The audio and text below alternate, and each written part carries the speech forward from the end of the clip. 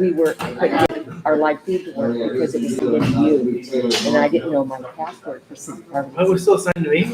Oh. No. No. They're telling $8,000 is what FEMA offered them and for all the about. No, nothing's even, we haven't got back from the state That's review. what I thought. Thank you. That's what I'm telling you. Yeah, the state approvals are still reviewing them.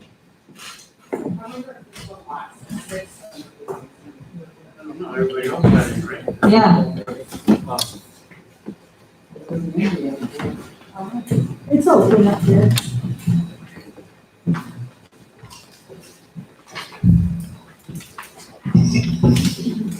Oh, I got it. Most of the time, Are there copies of the agenda? Oh, I'm sorry, yours is over here.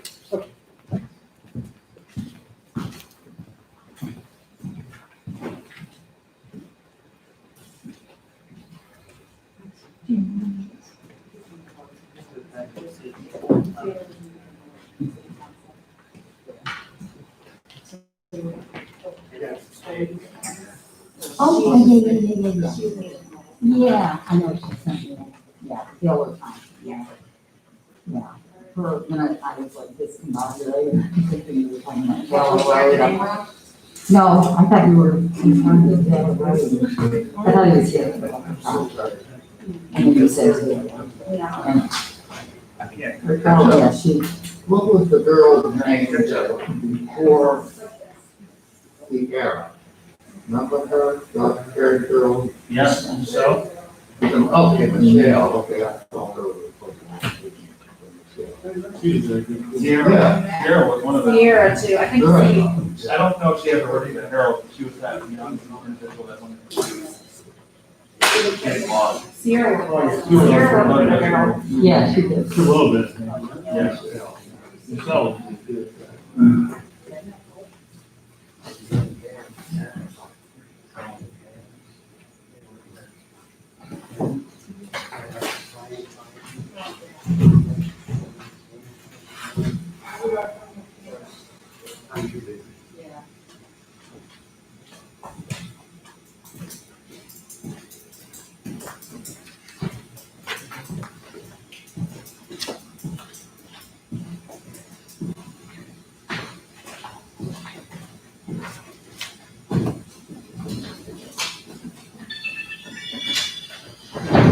All right.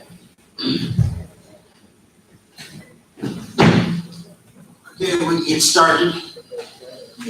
Before we start the meeting, just like we always say, everybody speak slow and into the microphone so they can hear you on TV. Okay, we're gonna start the committee meetings, and the first committee will be streets, sidewalks, and lighting with Mr. Greer.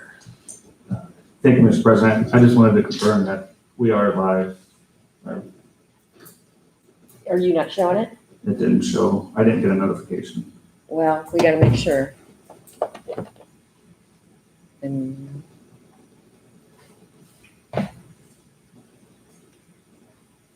are you going on the website to see? We are live. Okay. Awesome. Thank you, Mr. President. I'd like to bring the order of street, sidewalk, and lighting. Today is September 21st, 2020. It is 6:01 p.m. at the Activa Center. All members of the committee are present. All other council members noted and guests noted. There is no request for legislation today. For miscellaneous discussion, I do have a couple updates. The Van Buren project, it looks to be really close to being completed. Greg, Mr. Tracy, the service director, is there any updates on the Van Buren project? It looked to be done, just kind of needed to be edged. So I think that they still have the top coat to install. What down is the intermediate bottom coat. So after, I think tomorrow they should be back. If they weren't out there today, they should be back tomorrow to install the 424 hot mix top coat. Okay. And after that, they'll restripe and install the, reinstall the loop detection. How long is that? Do you think that usually takes? It just depends. The loop detection is going to be a subcontractor, so we'll have to manage that. in-house. And then the paving itself, this should just take 1 day. We all, if you guys haven't noticed, oops. 5th Street was closed down. We got notified through Nixle on Friday that 5th Street was going to be closing down from Lincoln to Houston. That's to start that sewer project. That closure's scheduled to take roughly around 1 week. They could have, when talking with the service director, they could have strung that project out over time, but it would have taken a lot longer to do and hassle, so they just figured they would close it down for the 1 week. After the sewer project is the curbs and sidewalk, or the curbs and the concrete work that needs to go in, and then the road will be paved. As of now, am I correct, Mr. Tracy, that that project is still on schedule, hopefully to be done this year? As of right now, it is still scheduled to be done this year. Right. And Waterloo Road, that was supposed to start roughly, well, we thought it might start about the same time as Van Buren. Yeah, so the contractor is going to just complete Van Buren entirely first and then move on to Waterloo Road. They've also had a little bit of a hiccup with getting flaggers for CSX Railroad. Sometimes it can be difficult to get communication with them. So ODOT was working with them. They're going to try to commence that project sometime in October. It will get completed. It's just a matter of how close they're going to get to the railroad tracks, depending on the flagger from CSX. One last thing just for me before I open it up. Just keep in mind and remind people to use the online system for potholes repairs. That extends to generally everything in the city, but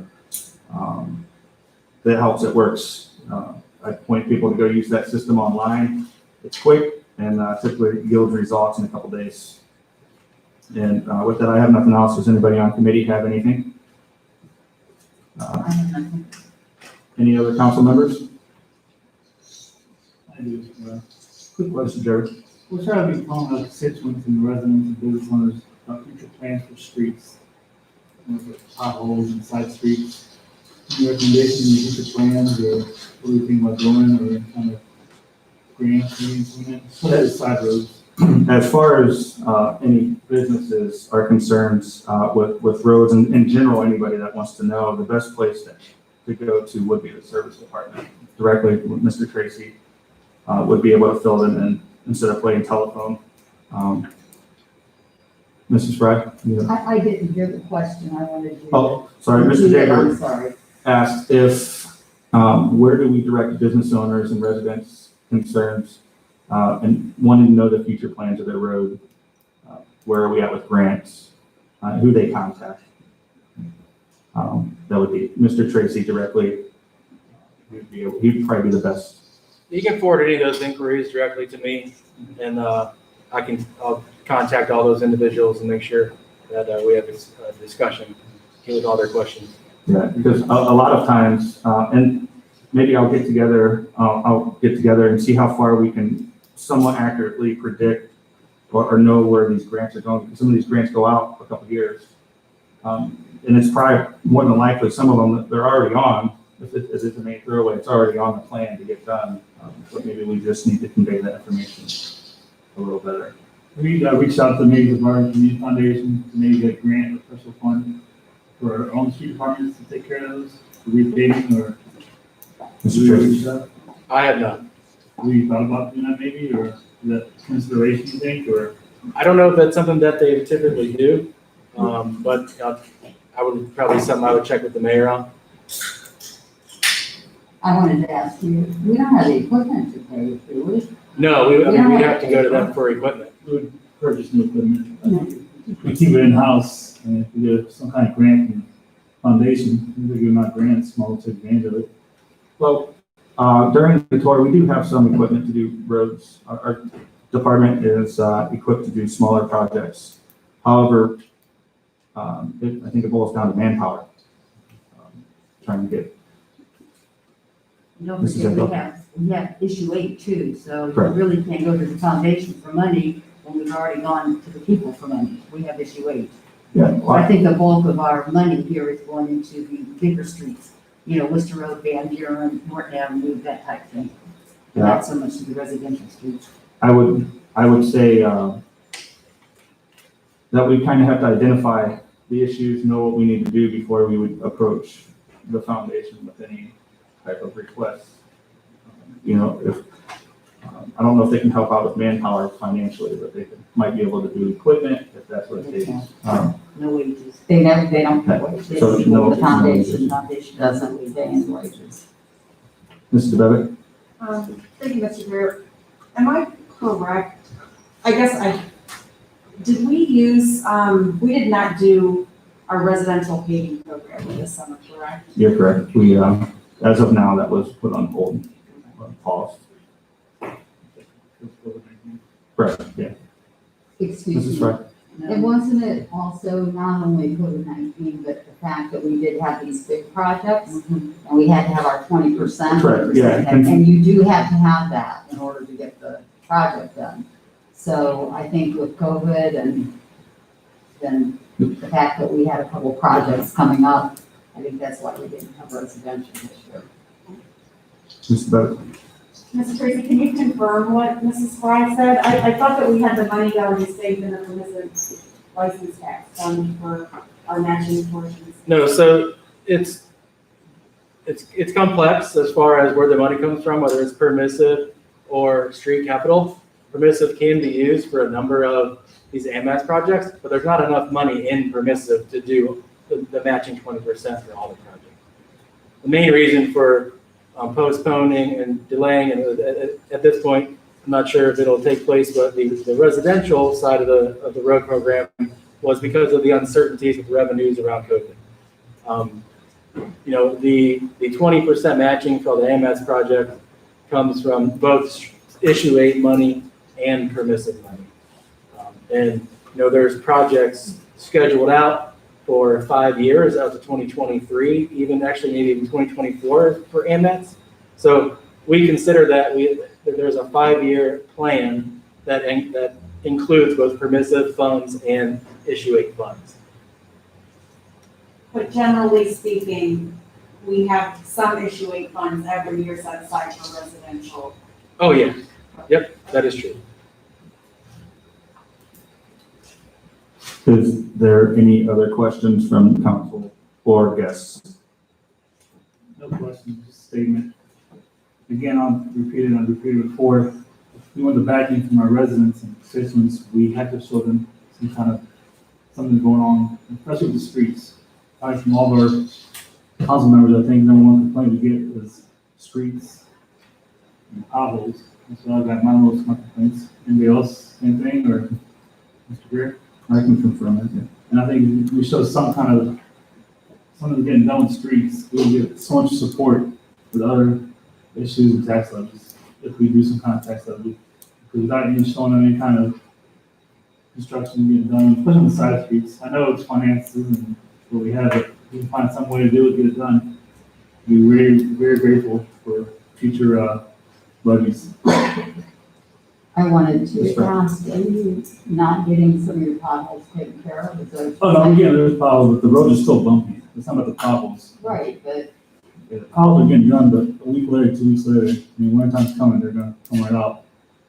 So, people are sick of going down the road at 30 miles an hour, 25 miles an hour, and 45-mile area zone, and it's like you're in back roads, especially the alleyways. And it's like very, very bad. I'll give you we a don't tour. do all alleys, not all of them. No. along the city. But there's a lot of roads. Drive around different wards, especially the ward, Mr. Griffin's in Ward 3, they're terrible. Even with patch, his ward, I think is probably one of the worst wards and roads in the city of Barton has. I don't know, 5's pretty bad. Yeah. I'd say, when I go through 5, that's pretty darn bad. Patching does only go so far. Yeah. Again, the city's doing great, but if we can show the residents, constituents, something, it's been done, getting repaid. No, maybe we'll rekindle that conversation we had when I first got on council about alternative road paving techniques. don't know if it'll be the same conversation we had over again or maybe something else, but I agree. I think that, if you take care of the roads, the people will be more receptive and supportive to other things, so. Is there any other questions? Hearing none, do I have a motion to adjourn? I'll make a motion. Motion made by Mrs. Fry, do I have a second?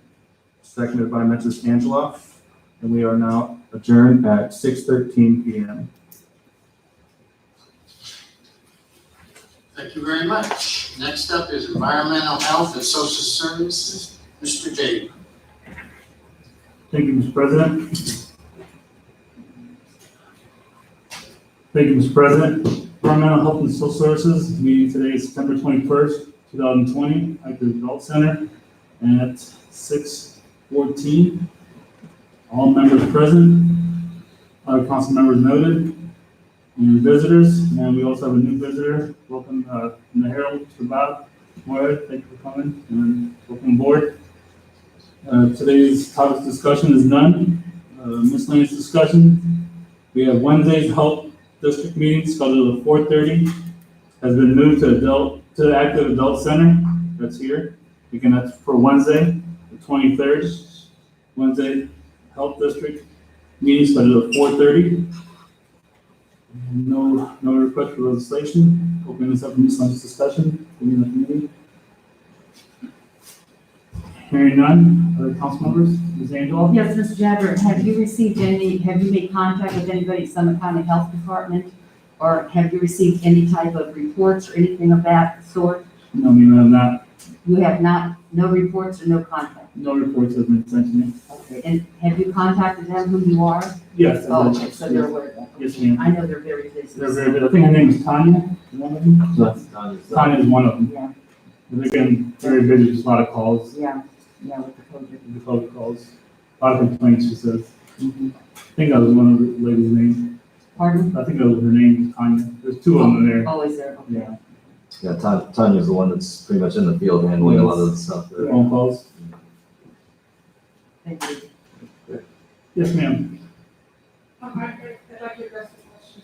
What kind of a reporting asking? They used to give us like a quarterly report, breakdown of everything that was, any type of calls that they received, whether it was a septic tank or it was a nuisance dog. Yeah, Martin, yeah. Alright, because there's all kinds of lists, all you have to do is call and get on, and you can get all those reports, there's no reason not to, you should be able to get those, Sean, those should be available. Online? Just for the asking, Okay. Just for the asking. all you have to do is ask. Thank you. Any other questions? This is, Actually, this is from Mrs. Newdog. Mrs. Newdog, is that what Leon Ricks used to bring us? Yes.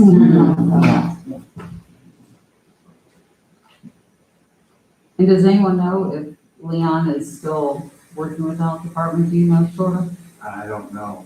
Yeah, I saw him a couple of weeks ago. He passed yesterday. He's getting around, but, I don't know. You might see him Wednesday at the meeting to help. He hasn't been there prior, has he been there getting to Judge?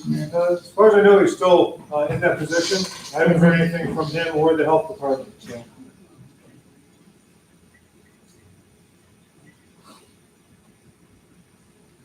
Any other questions, discussions? Hearing none, a motion to adjourn. So moved. Mr. Griffin? I'll second that. And adjourn at 6:17. That's where I pass. Thank you. Next up is planning, annexation, and codes, and Mrs. Angela.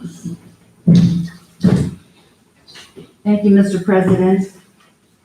This is the Planning, Annexation, and Codes meeting, September 21st. It is 6:18, and we are at the Active Adult Center.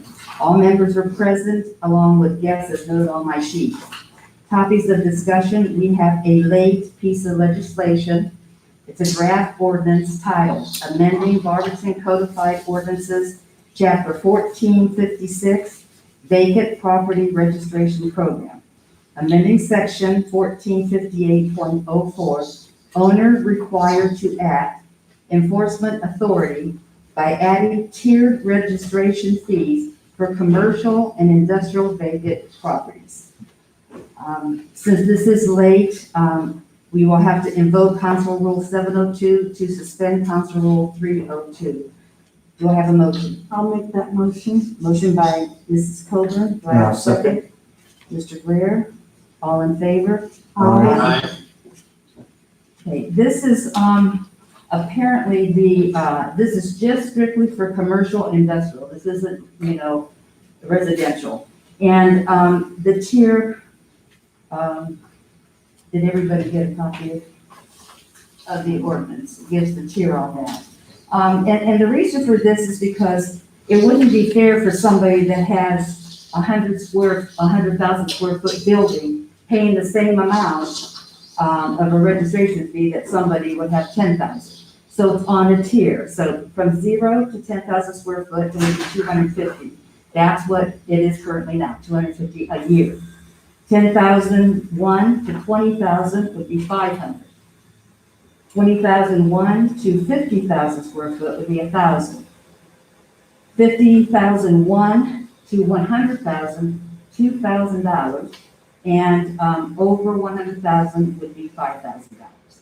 So this is something that, when you have empty buildings, another reason for this is that they have to register so that we know who owns it, how we can contact them, if we need any assistance with that building, anything of that sort. So this is amending the codified ordinance. Pretty simple. Do I have any questions from the committee? No? Any questions from the council members? No? Okay. Do I have a motion to call for this?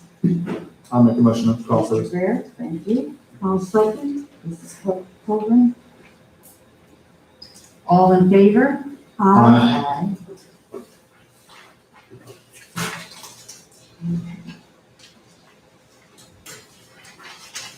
The second piece of legislation that I have to present, and that is late too, it's a draft ordinance titled Zoning Map Amendment, 800 Worcester Road North, authorizing the rezoning of parcels 01.13729, 01.13727, 01.00555, and 01.01927, known as Worcester Road North, from RS 40 residential single family to C3.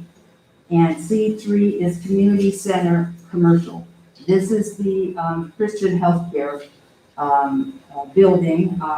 They're at the old Portage School, and they are the parcels that we're talking about was for the parking lots. And we've had 2 public hearings through council. One was through council on July 20th, and the second one was through the planning commission on July 15th. And the planning commission voted they recommended rezoning the property there. Because it's kind of spot in between, like you have the commercial one and then you have the residential one. So it's kind of like spotted in between. So then this would make that whole area a C3. Since this is a late piece of legislation, I will have to ask to invoke Council Rule 702 to suspend Council Rule 302. Do I have a motion? I'll make that motion. Mrs. Coburn first, And I'll second that motion. second Mr. Greer, all in favor? Aye. Any remarks from the committee on this? Yes, Mr. Greer. Thanks, Chair. Just real quick, Christian Healthcare Ministries has been nothing but forward with this project. They actually opened their doors to neighbors. I think when they had the meeting, there was a good turnout. Was it? Most of the surrounding neighbors immediate. But they did say that if anybody else had any questions or wanted to tour, including council members, or just kind of see their facility, that they open their doors. Be happy to have everybody. Yes, I thank you for that. I met them when they were at the planning commission meeting, and they were very forthcoming, very open about it, and they even went to the Board of Elections and said, we want to keep the voting there. So that's real adamant, and they're doing the handicap area and everything for that. So yeah, they're very easy to work for. And, like I said, this is kind of spotted around, so this way the whole area will be see-through. Any other questions? Mayor? Just a quick comment. You know, we've been working with Christian Healthcare Ministries for a number of years. I will point out the one thing I wish they would have done with their facilities is taken before pictures, Yes. because not everyone can remember or have remembering what those schools looked like prior to them moving in and renovating them. They've been a great community partner, a great neighborhood partner. Like Councilman Greer said, they did open their doors to anyone, had their architect there and their project manager and their staff. And if you recall, earlier this year, they opened up a radio station. So we have a radio station here in Barberton. And so we've been on the city numerous times. They're in our email list, contact list for press releases and all that. But they do a great job here in the community, and they're only growing. And, I think they're the #1 nonprofit in the state or in Northeast Ohio. And just a good community partner. And as Mr. Greer said, the doors are open. If you didn't get a chance the other week, they'd be more than willing to take you around. And again, I wish they had the before pictures because they've done a great job with both facilities, which is not easy to do with the old school. Exactly. But they've done a great job. Thank you, Mayor. I did have the opportunity years ago to go through Hazelwood School when they were done with that. It takes your breath away. You cannot look at the outside and walk in and see what you see. It's just tremendous, and their personalities and how they're really coming into this community. We should really embrace them. So, is there any other questions from any council? Do I have a motion to call for this? I'll make a motion. Mr. Greer first, thank you. I'll second. Mrs. Coleman, thank you, second. All in favor? Aye. Miscellaneous discussions? Unless Mr. Trevor has anything? Mr. Trevor? We've been doing a little bit of research into the neighborhoods in the city of Barberton. We shared this at Planning Commission last Wednesday, when that Planning Commission meeting was held. And we got some good feedback from Planning Commission members. At some point in the near future, I'm just bouncing revision off Planning Commission members. And at some point in the near future, I'd like to share that with all the council members. We have a pretty good historical documentation of the neighborhoods, and really want to resonate with individuals that are here today as well. So in the near future, we'll probably be sending out an email to you all to share that. Thank you. Yeah. What they did is that, you know how neighborhoods are called Austin Estates, Austin Village, the West End, the Upper West End, the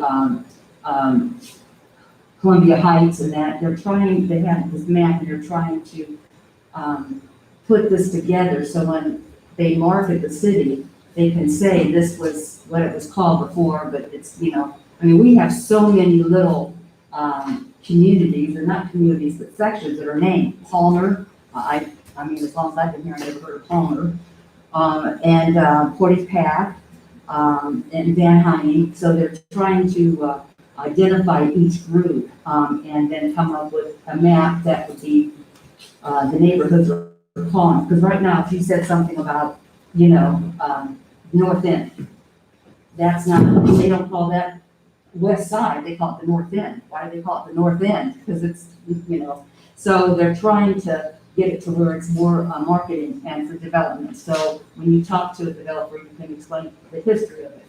So it was really interesting. That was a good meeting. So we'll have more to come. Any other questions, concerns?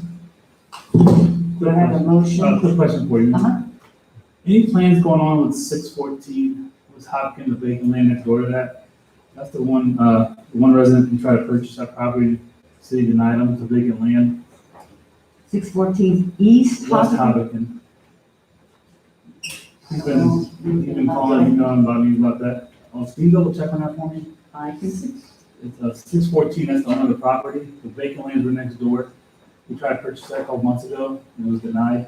I don't think we're, at this point, I don't think that we're selling any of the properties until we get this map put together. I think that, some of these homes that was torn down and they have a lot, maybe by 45 by 90 or something, I don't believe that we're going to market those right now until we can get this whole map put together and see what we have available, what land, how much, and that type of thing. So I think that's been put on hold as a temporary until we can, put this program together. Would you mind if I gave you your number, email, or you can talk to you directly about that? No, you can ask them to ask the mayor or Mr. Hunt, because I don't have anything to do with that problem. Okay. So just have to talk to Mr. Hunt about it? Yeah, Okay, thank you. or the mayor. Appreciate it. Any other questions? Yes, Mrs. Bennett? Thank you, Mrs. Antoine. I just wanted clarification. We are not selling any properties right now that the city owns? Well, I don't think so. Mayor, can you answer that? We don't have a hard, fast rule, but we've taken a step back. And, as we review the neighborhoods and each parcel, because some parcels that people think that the city does own and they don't, or it's owned by a private owner or Summit County Land Bank. So we've kind of taken a step back and said, what's the best use for this property? Is it something that we can hold on to, and if we do own it, compile it with some other land? Is it something that's better used as for stormwater mitigation, depending on where it's located? Is it something that we want to split and sell to the adjoining neighbors? Or is it something that we want to bring a home builder in to build a brand new house? So we're taking a step back and looking at all those options instead of just having it like kind of open for anyone. What's the best use of that land moving forward, depending on where it's at? So taking a hard, we're really making a lot of headway with stormwater. So there's areas in town that never used to gather a lot of water. So we want to make sure that if we find an area like that, and if there's a vacant land, and we can put it in a retention pond, that we've got the ability to do that. So taking a step back does not mean that we're going to go on for years and years and not selling anything. We're just taking a step back, we're taking a look at this internally, and then coming out with a more formal plan as we move forward. So. I guess, just to piggyback on that, I guess my concern about that is that we have a lot of vacant lots that are a mess. So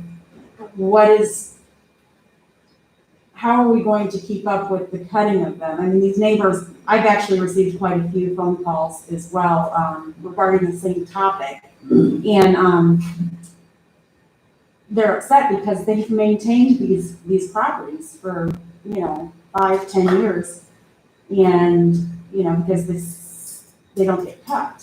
So, how do we justify that to these residents? I told them just let it go, but they can't. I mean, they live next door to it. I mean, how do you feel about just letting it go, Well, have those residents contact us, because I'm unaware of any residents who have been maintaining properties that have not inquired about purchasing it. So, Well, a few of them have inquired about purchasing and also were denied. So they did actually inquire about purchasing, but they have maintained them. well, I'll email you if you can send me their contact information, and Okay. we'll reach out to them. Okay. Because I do have one too that, they're interested in buying back. And, after doing some research, they're back on the property taxes, but it's not owned by the city. And so some county, taxes, they're not going to release that, even though the new owner says, I will pay all the back taxes and I'll do all this other stuff. Some county's not doing anything about it either. And then I did have a resident call me, I've been cutting that grass. I said, well, don't cut it. That's the only thing I can tell. I know it's awful to say, but you're calling me, complaining to me that you've been cutting this grass. If you let that grass go, then you can force, the people that cut our grass cutting people to cut that grass. If you cut it all the time, where's the complaint? There's not a complaint. I guess, okay, so I'm gonna just give an example, and it's probably not a great example, but there's a lot that is the first into Fourth before you hit Westlake on 4th Street. Right now, the double strip is this high. Now, generally, I cut it, but I went back to work, so I haven't cut it. So, I mean, that's something that, no offense, but city workers ride up and down 4th Street all day. And how do they not see that the double strip is this high? That's where you have to email Mr. Tracy to put on schedule. The lot next But to it's me, hard, so cut I that lot. can sympathize with residents who say, I just cut it. Because, Well, it's there, Then there are possums and raccoons and, you know, I cut the lot next to me for 5 years. no, I'm not knowing- complaining about cutting it, I'm just saying that Not it's knowing hard. that that man that owned it lived in Arizona, and he paid a lawn service for 5 years to cut that lot. And finally, I said, we didn't cut that lot. And he said, well, I'm gonna hand them. I said, well, you know, it's next to us and it just looks crappy, so we just cut it along with that. Not that I wanted reimbursement or not, you know, but that was an option that my husband and I decided to do, is cut that grass, just so it wouldn't look so bad. So, you know, just let Mr. Tracy know when they can put it on schedule. I've always called him or emailed him on some of the properties that he cut, and they do get cut.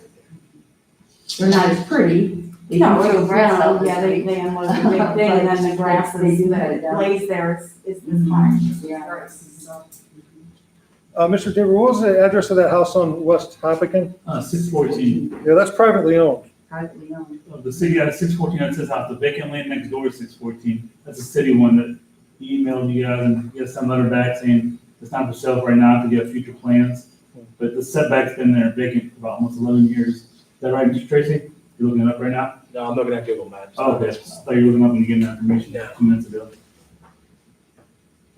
Yeah, so it's been vacant setback for, like you said, setback for about 8-10 years. I don't know how long we want to wait more on vacant properties been setback for 8 to 10 years. Okay. Thank you. And yes, Mr. Greer. Thank you, Chair. Just real quick question, just to clarify that we're talking about the yards. What system do we use to monitor the yards? Which ones have been the vacant properties? Which ones are mowed? Which ones still need to be mowed? How, is there a rotation? So we have a spreadsheet of all the city property, vacant properties, and then also private lots that we know about. So that we know that we need to visit those on a regular basis. So the staff will go by the spreadsheet to all the city lots and go through one round, and if they complete that, they'll go through another one and continue to mow those as time permits. Thank you. And when we put that on property taxes too, we have the assessment that everybody gets a list. In fact, I was just looking at today of the properties that the city did cut that will be putting on the property taxes.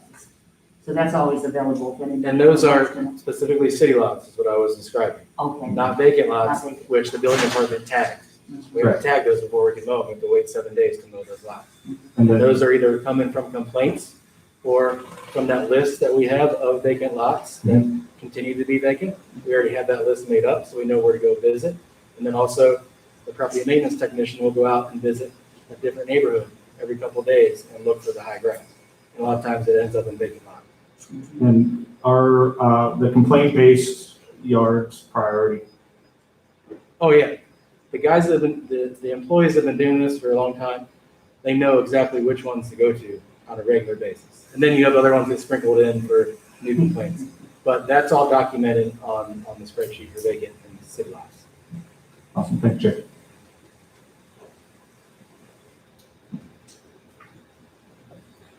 Any other questions?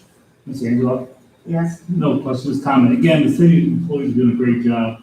Let's go start making some investments in, by selling these vacant properties that have been sitting there for 10 years. That's my main point of this whole topic. I appreciate your time. Any other questions, comments? Do I have a motion to adjourn? I'll make a motion. Mr. Greer? I'll second. Vice President, and we are adjourned at 6:40. Thank you.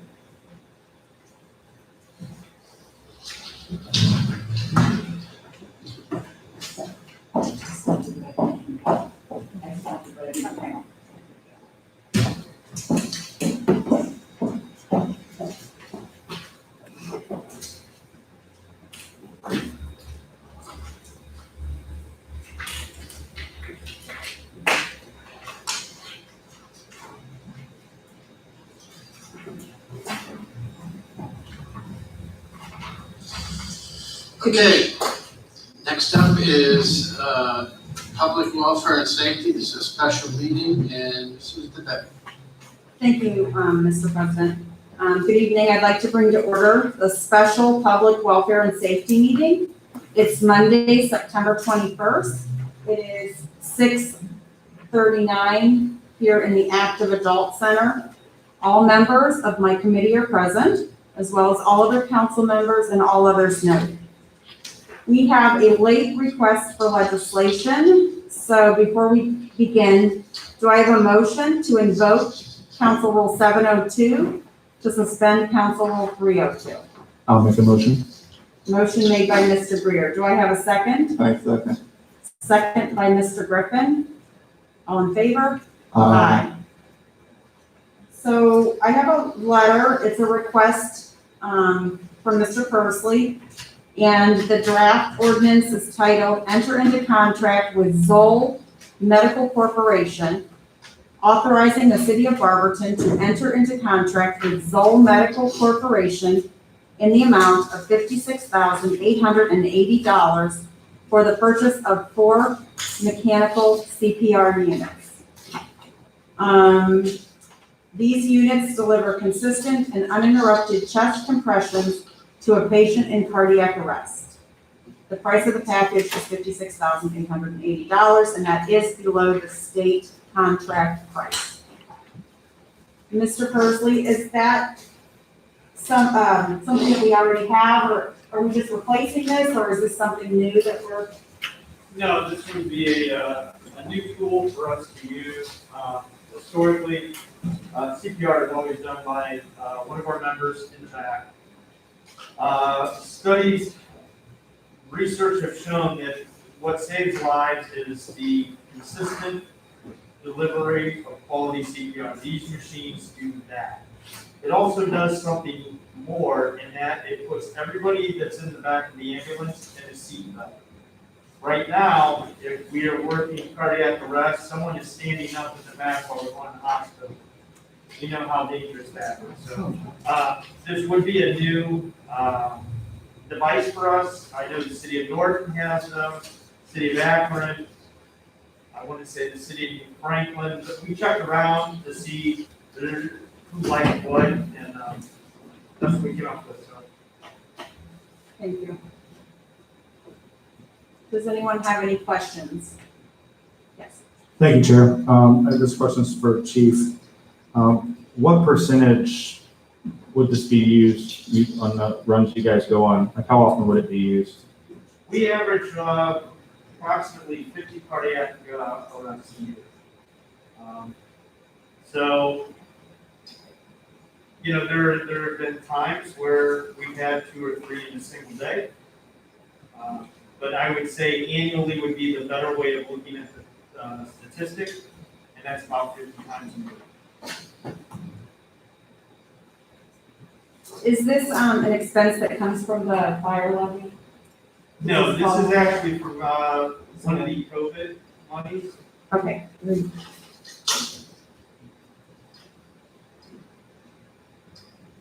Does anyone else have any questions? Just have one, Mr. Kaplan, or Chief, I'm sorry. So you're getting 4 of them, they go into each ambulance? Or? Correct. The unit will go into each of our 3 frontline ambulances, and 1 unit will also go into shift commander. More crucial for the shift commander because he oftentimes responds by himself.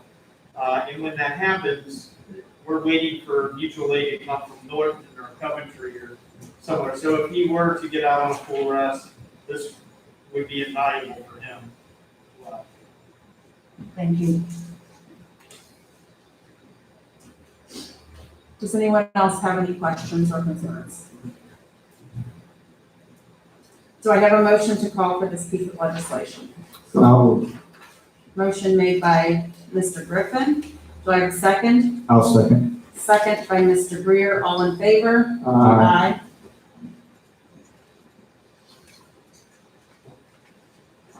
Do I have a motion to adjourn? I'll make the motion.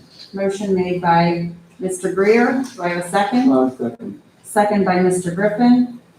We are adjourned at 6:45.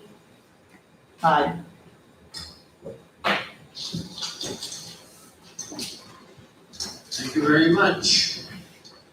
Okay, next up is finance personnel, Mrs. Fry. Thank you, Mr. President. It is Monday, September the 24th. 21st. We are, and it is 6:44. We are in the Active Adult Center. All members of my committee are present, as well as all other council members and guests as noted on my meeting sheet. We have several pieces of legislation to call for this evening, and we do have a couple late requests. The first request is a draft ordinance titled Enter into Agreement, City of Norton. This ordinance is authorizing the mayor to extend the current agreement with the City of Norton that will allow the City of Barberton Building Department to assume authority for all building code administrative functions within Norton limits. Do I have any questions about this? Mr. Heidi? Thank you, Chair. Being my first year on council, I'm not familiar with this agreement there. Do we always give 10% back to Norton? Yes, we do. And that's for them using our building department? It's permit fees because the permits are for building that is going on in Because they their, don't have a building department at all? no, they closed their So- building So department. they don't pay anybody but get 10% of what goes on there? Exactly, Okay, yes. thank you. Mhm. Any other questions? Oh, I'm sorry. That's okay, thank you. Mrs. Better. So kind of to piggyback off of what Mr. Hyatt said, and I do have a little knowledge of this agreement because I've been on council a little longer. What would happen if we don't extend 10% back? If we don't extend the 10% back, they could always go with another building department or a private entity that does the same. We provided great service. This was in the original agreement, which means if they go somewhere else, we'll kiss away 90%. And over the extent of the agreement, the last 5 years, that'd be over $285,000 that we've received in revenue from the City of Norton through their permitting and plan reviews, and our expenses have not gone up. So it's basically 100% revenue on our side. I'm just curious how our expenses haven't gone up if we've extended our square mileage, what's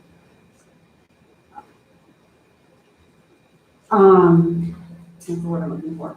I mean, we've definitely increased the amount of area that we're responsible for. So how do we avoid our expenses going up? Because this is plan reviews and property, it's not property maintenance inspection, it's building inspection. So we only go out and inspect properties when there's an addition that put on or a new house built or something like that. So through our scheduling, we're able to get that accomplished without additional employees or anything like that, so.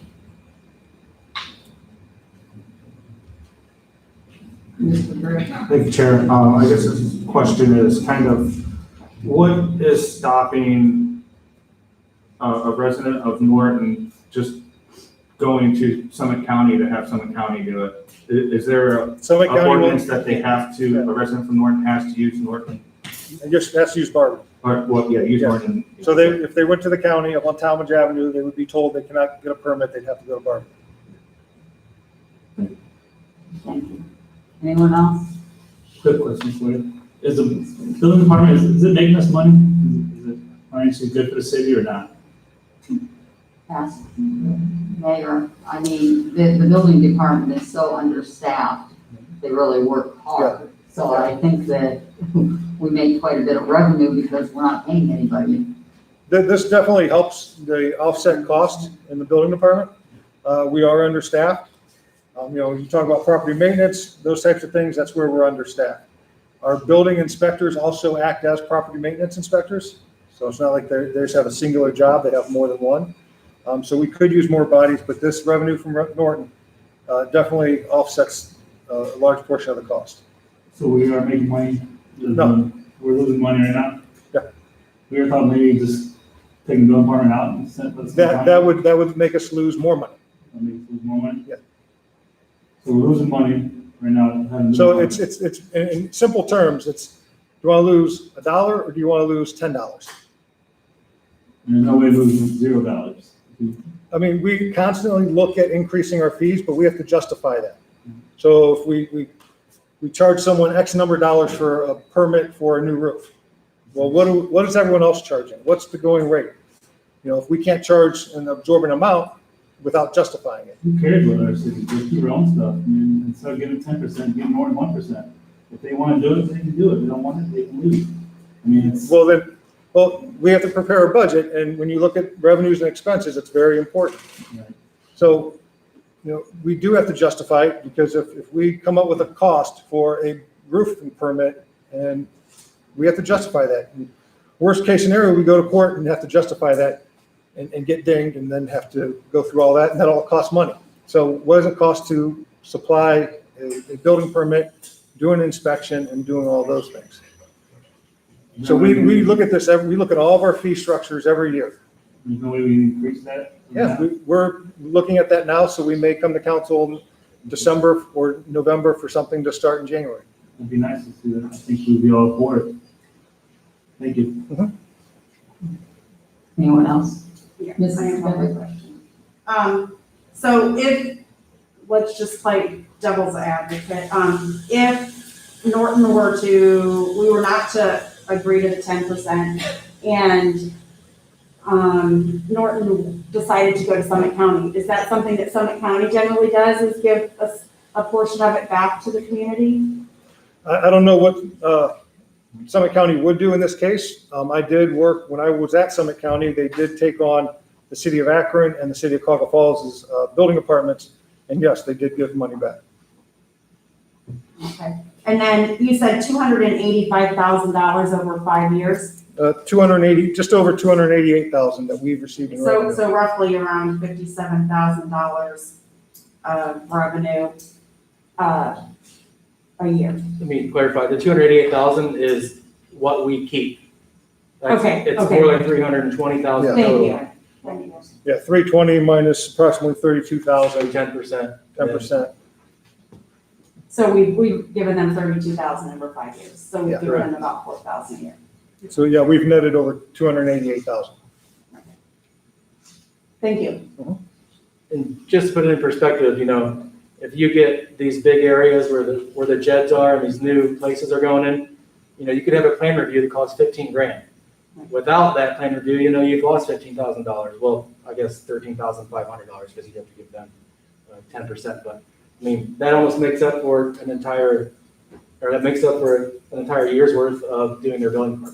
I guess my concern is the statement that it doesn't increase our revenue, because we do have limited staff in the building department, and they work very hard. And if they're doing a $15,000 plan review, and they also act as our property maintenance, something's gotta give. You know, there's only so many hours in a week. So we don't do those plan reviews. That's a commercial plan review that would go out to an outside consultant. Okay, But you can't put a cost with, or revenue with property maintenance. Someone can go out and write 15 citations and spend the entire day writing citations and generate no revenue. If a permit comes in, or plan review, or an inspection, that's generating a set amount approved by council revenue source. I completely understand that, but at the end of the day, we're the ones here, sitting here, that answer the property calls. So, you know, we have to think about that as well, you know, and if we're taxing our employees for $57,000 a year. Well, I mean, I'm just, Sure. you know, I just simply asked if we haven't hired anybody, how are we taking on more work and it not costing us more money? I was just simply trying to wrap my head around that. Can I ask a question about this? The property maintenance people, I do not think would be out doing the inspections. I know that Charlie does some, but for the most part, wouldn't it be the head of the building department, which up until this point has been Jim? yeah, and Jim would not necessarily, or the CBO in charge would not necessarily do property maintenance. They would use their Right. license. That's a very good point. So the head of the department would not be doing property maintenance. They'd be doing the inspections. And to get an inspection license is not very easy.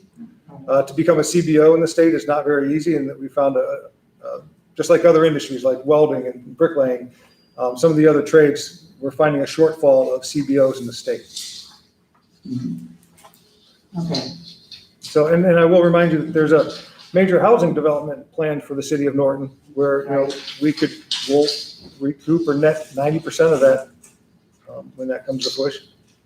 and we should get the sewer and water as well. Mhm. Yeah. 490 homes. I just have one question. How long have we been doing this? 20 years, 15 years? 5 years. 5 years, this is a 5-year. And Mr. Heidi? Thank you. With part of this building department agreement, is Norton open to us expanding our rental registration program over there so that we possibly could bring on things? See, that, we haven't had that discussion, but that is something that when you get into property maintenance codes, every city is a little different. If you picture Barberton, more urban area, Norton, they've got some urban areas, but they've got a lot of rural areas too, where they've got livestock and things like that. So our property maintenance inspectors or rental inspectors wouldn't know that piece of it. And that would really stretch out our services because, again, property maintenance and rental registration doesn't necessarily bring in money on the inspection side. The rental registration does, but it's a large chunk of property out there, and I'm not sure how many are homeowners versus rentals. So that, I mean, Norton's always open to have discussions, but that's one that we have not had yet. Thank you.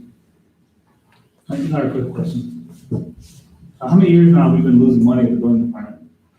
For a long time? We all in the know? Yeah, I mean, costs are always going up, but the cost of permits don't necessarily go up with it.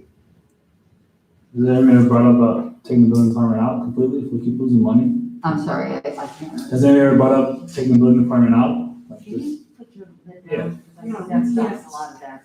Yeah, has anybody ever thought about closing the building department down? So if, like I just said, if you close the building department, you keep the property maintenance inspectors. You Okay. generate very little revenue. So now you're gonna lose, instead of losing $1, you're losing $10. So you're in the red even more. And as nobody else is, okay, everybody's okay with losing money? I mean, is there another way you can get away from that or? No, I don't see how you can generate more money and justifiably generate more money to operate a department. I mean, municipalities are not made to make money. The police department does not make money. The fire department does not make money. So, They're not losing money either. well, I beg to differ on that. If you run it like a business, debits and credits, yeah. Most departments are not do not generate money. That's why the other source of revenue, the main source of revenue for a municipality is income tax. And on another note, this is just a personal feeling of mine, but when you let go of things like that, you're letting go of your control over, the things that go on in your city. When we lost the health department, what was that about? Just because we're losing money there too, or no? Well, we still pay the health department like $300,000 a year. That's why we keep asking for the reports. 400,000. No, we pay the health department about $100,000 a year, Yeah, it's about 115,000, something. $110,000 A year? a year, yeah. Okay. So, I don't know what it cost at the time to run the health department, but, I don't think we have as good of services because we depend on, Summit County for any services that we get. So they're not giving us good service right now? Well, it's not the same as it was here. It's not the same. No, it's not the same as it was when it was here. When it was here, you could come here for birth certificates, death certificates, inoculations. Okay, now I have to drive out there to get it, all that stuff. right? Exactly. And the Yeah, they cost had is programs And that they help within the city, and it's not as good. And so anytime that you let go of anything, I think that you're letting go of your control and maybe things aren't quite as good, Mr. Heidig. If I may, I don't think in the terms of the building department, I don't think we'd be so much forfeiting control. As the mayor said, Norton has their rules, we have our rules. So if the county came in and absorbed our building department, they would have to absorb our rules, they would have to absorb Norton rules. Am I correct in that? No, so building rules are the same. Property maintenance issues or rules are different from municipality to municipality. So the county does not do property maintenance. They just do building. So if we did away with the building department, now the county's running it or some other agency, we would still have the same number of staff in the building department. So your cost would go up and you'd have zero revenue. Okay, so that's where I've said you lose $1 or you lose 10. So you lose all that revenue. This is just the 288,000 just from Norton over 5 years. So you lose that revenue, you still have expenses that are going up, and you're still going to get the same complaints on property maintenance because now we have less money to hire people. And if you lay off, well, now you've got even less people to do property maintenance. And then you don't have people doing grass. You don't have people doing, following the gas company subcontractors around when they're putting in new lines. And then people are going to be putting gas lines through storm sewers and doing different things like that. So they're very busy over there in the utility department or in the building department, excuse me. And we're looking at ways of how do we increase their productivity? How do we increase their efficiency without raising costs? If we did away with the giving, we gave Summit County, we would lose the money from our permits also, wouldn't we? Oh, yes, we would lose So Norton and that's ours. over and above the 200,000 that you just mentioned. Yes. And we have a building, housing development going on in New Haven. The one planned for the city of Norton. Clinton Aluminum moved to Norton. That was a 200,000 square foot building. About 200,000. So we did the plan reviews for that. We did the inspections. So everything on Barber Road over by the former Red Pepper. So, and then all the, the other money, whether it's a roofing permit, someone just replacing something or adding on to their house, let alone the new stuff. So we'd lose all that. That would be more inconvenient for the homeowners. Yes, it varies, and homeowners and Summit County prices, their permit fees are very, very expensive. I've even had contractors tell me, gosh, Barberton's nothing compared to having to go to the county and get a building permit for something. So it really is an inconvenience and it's very, very costly. And I personally don't think that our residents would like putting a new porch on and have to go to Summit County and stand in line and pay for parking and then pay triple for a permit. I agree, if you do that in-house, that's the best thing for the mission. And the services, our turnaround time on inspections compared to other building departments is very, very quick, very, very efficient. And we hear all the time from residents and builders about that efficiency. Mr. Thank you, Mrs. Fry. This might not be important to some people, but it's important to me. You will lose the personal touch. That means a lot more than, like you said, you're gonna lose more money than you gain the personal touch. The planning department, the grass lady down there, I don't know her name, I forgot. I go down there and I talk to her and they get the grass cut, contrary to Mr. Jaber, my biggest problem in the third ward is not the streets. We get the potholes fixed.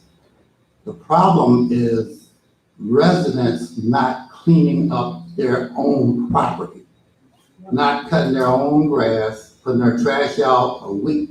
Sunday I was out working, talking to a guy about the trash. He said, no, he said, I'll do it the night before. He said, I had all this carpet. I said, well, it sits out here all week.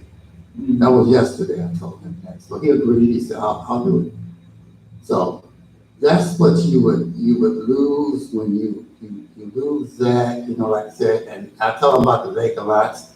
They come by, they'll cut the city-owned lots, they'll tag the other ones, But that's the problem we have is the residents, the homeowners, and the renters too. They put their trash out before, or they don't cut the grass, or they just throw stuff around. That's our biggest problem. Everything else, like I said, you know, we get the city-owned properties, the grass cut, we get them cut. Some kid come by my neighborhood the other day, come by the house and said, you know where I can get a lawnmower? He said, we need one. I want to cut some of these lots that the city won't cut. I said, tell me which ones. I said, we don't even own that. You see what I mean? There's so much misinformation and people talking about something that they don't even know anything about. But they make news, it's newsworthy to them. But like I said, that's my number one complaint. Even in Austin Estates, I get the same complaint. Because you're losing a lot of your older residents that own the house. They die off or whatever, and you get another generation taking over. They don't have the same caring ability about the neighborhood. You know what I mean? They do things their way, and that's it. I agree. And you can't change. You can't change how people live their life, is what you're saying, or how they That's what I'm saying. maintain How their they property. I maintain. mean, even though we send people out, Mr. Heiding. Thank you. I didn't anticipate this conversation, so I don't have it here. I have it at home. Earlier this year, I was provided with an analysis of Barberton, Summit County, Stowe, and Maslin, was it, I believe? I think Of all the fee schedules and all that, and there's wiggle room here and there, but for the most part, they are somewhat aligned, so it's not going to be, theoretically, if the county took it, it wouldn't double or triple any of the fees. It would go up some, but not very much. So our code, or our fee schedule does have some wiggle room here and there. We're a lot cheaper on certain things, but where we're a lot cheaper on some things, we kind of are the higher on some. So, but he did provide me that kind of analysis. And I said, I don't have it here because I didn't anticipate it going this far. Well, I didn't anticipate this going on for just entering But I into do- agreement I do with have- Norton. I do We've have done it those for reports 5 that- years, so, are there any other questions? Just another comment. So this is specific to Barberton. We instituted a contractor registration a few years ago. It's $100 a year per contractor, just for Barberton. So if you didn't have the building department, you'd lose that. So this is really kind of a resident consumer protection piece. You get these fly-by-night businesses that come in, especially after a tornado or some type of event, and they do shoddy work. They take a down payment. They don't do the work. They're gone. You tell the residents, contact us. We can't recommend a contractor for you, but we can give you a list who have provided the documentation, the insurance, and all that good stuff to the city of Barberton, and they're registered with the city. So that's really a consumer protection, a resident protection component of the building department that we would lose if we didn't have the building department here. Because we can't really, so it's just very important. It's just not rental registration. It's just not permits. It's just not inspections. There's a lot that goes into it, and they do a darn good job there. So I think it's important to understand where the revenues are coming from and what the expenses are. And if you got rid of one piece or another, what that does to the whole formula. So it would definitely lower revenue and the expenses would stay the same, which increase on an annual basis anyway. I just have one comment. I just want to clarify, it's real quick. I just want to clarify that I'm definitely a proponent of the building department. It's very logical. My biggest thing is I don't like just giving 10% for them to do nothing. So when I work, I earn what I make. I don't like, that's the portion that I don't like. So I just want to clarify that. I'm definitely a proponent of. You don't like giving Norton 10%? No, I But don't it's like like, giving anybody 10%. it's like giving them bank, Well, interest but we rate. don't have a choice. Yeah, Well, the bank. maybe we don't have a choice in this. I'm not saying we do. I mean. I'm just clarifying my stance. I totally agree with the mayor on this about. Therefore, is that your, motion to call? Yes, I will call for this piece of Okay. legislation. All right, motion made by Mrs. DeVitt, seconded by Mrs. Angela. All in favor signify by saying aye. Aye. Okay, we got a lot of legislation, that's why. Okay, whoops, skip the page. The second piece of legislation is a late request, and it is a draft ordinance titled Barberton Public Library Levy Support. And this would be to endorse the Barberton Public Library's renewal levy. So we have to invoke Council Rule 702 to suspend Council Rule 302. Do I have a motion to do that? Mrs. Bebevic made a motion, and do I have a second?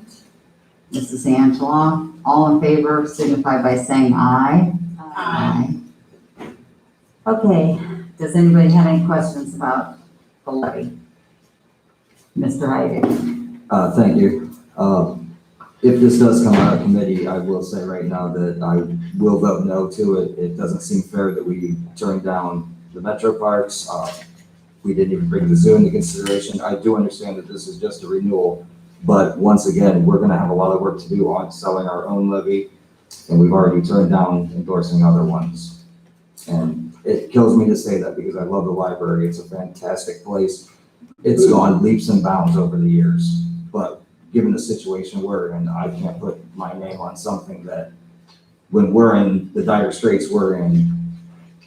I agree with you on a lot of points, but if you look at the amounts for the other entities that came to us, and in some of those cases, they are not just asking for a renewal, they are asking for an additional amount. Correct. If Barberton does not get this levy, we might, it pays for 40% of the operation costs of the library.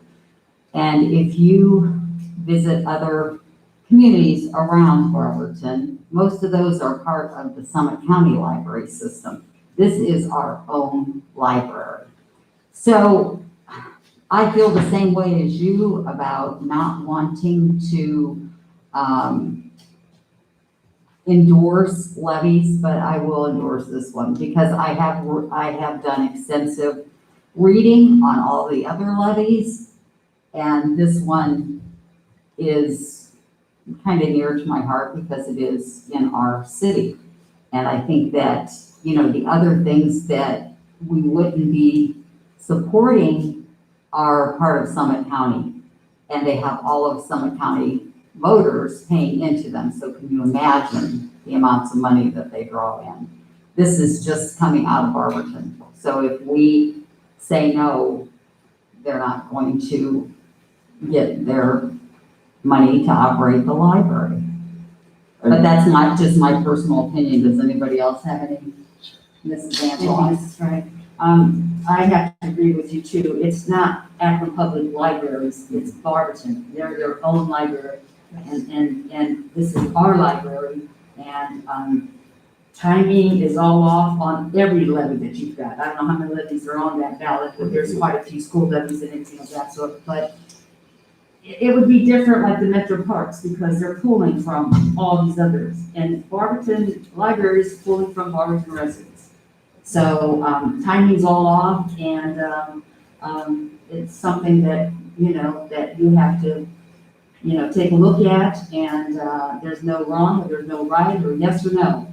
It's what you feel, and, this is their own library. This is our library, so, and I will be voting this on that too for that fact. Thank you. I just wanted to add that, as council members here too, we all need to consider the demographics here in town. And when we consider that this is I will be supporting this levy also because, this is a haven for everybody to have access to the internet. I know you can go to McDonald's, but I don't even think the inside of McDonald's is open right now. I don't know. But this is a haven for a lot of students to be able to do their homework after school. And I just feel like this is a really integral part of our community. And it's something that's the place we need our kids to be. And so I think that it would be a detriment to the city for them to lose funding. It is not an increase. If it were an increase, I would be absolutely against it. Right. Because I don't think that we can ask for that. But I think when we consider the demographics, and what we need to provide for the demographics, we need to provide Wi-Fi. And So for that reason, I will also be supporting. Thank you. Anyone else? Mr. Jager? I'll also be endorsing this. It's a hub for the people, for the community, for the Right. students. I see a lot of students that go there because they can't go home because they're not feeling safe to do it at home. But just for the record, are we losing money with this too, like the other departments, or are we making money? It's not, We don't know. We're not losing no money, correct? it's not us. Okay. It's for our Yeah, oh, no, taxpayers. The last whole thing is we're losing money, so let's clarify that. Craig? Okay. Mr. Hedges? This library is so important to this town. If you've ever been in there, I've been there a lot, not since COVID, but was in there all the time. The children, the toddlers, grade school, they even have a teenage section. How important is that? Keep kids off the street, give them something to do. Plus, they can find you anything. I asked for them to find me a book numerous times, and I've gotten books from Dayton Library, Shaker Heights, and Cleveland Heights. They once found me a book. There were only 80 of them in the country. It took them 6 weeks. They found the book. They will work with you. If you ever go in there, the computers are always busy. It's hard to get on those computers. Between the kids and the people just don't have computers. They need these. They don't have internet at home. This is their link to the world. They are so important to this town, especially if you spend a lot of time in there, you would really see what's going on in there.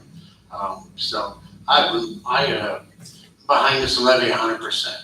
Thank you, Mrs. Coburn. During this COVID, they have done everything possible to work with the kids online and provide classes for them to do arts and crafts.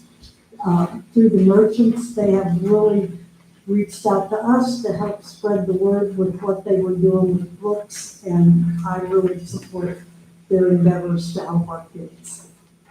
So I'll be voting for this too. All right. Mr. Greer? Thank you, Chair. I just wanted to get clarification. You said it was 40% of their operating budget. Is that accurate number? I don't know, I read it somewhere that it constituted 40% of the, I don't have it in a letter. Oh, yeah, I was just, Yeah, if we're gonna but promote I it as did, 40%. like I said, I've been reading about the different levies, and this is another thing. The people that work at Barberton Library do not make a lot of money. Now, you go to the zoo, I have an article if you want to read that one.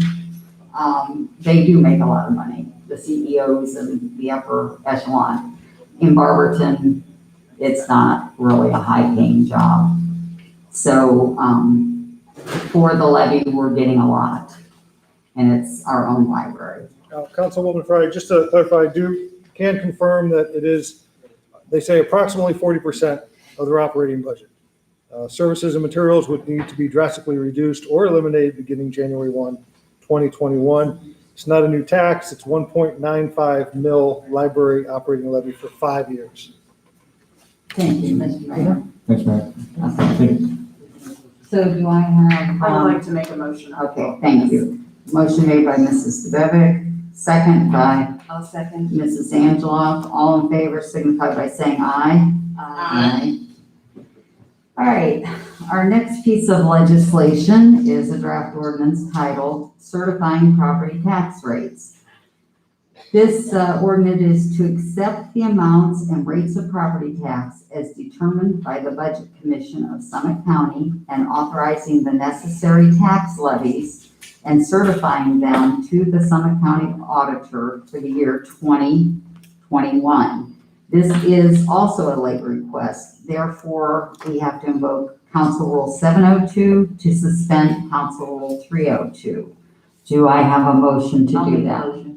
Motion made by Mrs. Angeloff. Do I have a second? Seconded by Mrs. DeBevick. All in favor signify by saying aye. Aye. Okay, on this particular piece of legislation, I know that my committee got the information from Mr. Flaker telling the millage for let me see, 2020 and 2021, and it's basically, the millage is exactly the same, the amounts are a little bit different.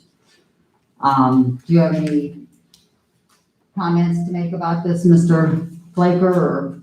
No, there's just, for the council members that might not have the letter showing the chart, comparing 21 to 2020, it's looking like about an $18,000 increase, in the amounts. So not much of an increase from last year to this year, so. Okay, and those are the amounts that, that we get from Summit County, or? Yeah, that's what they're basing what we should be receiving. Okay. Does anybody over there want me to pass this over there for you, or no? Oh, you all have it? Okay, good. Thank you. I didn't know if you did or not. All right, does anybody have any questions?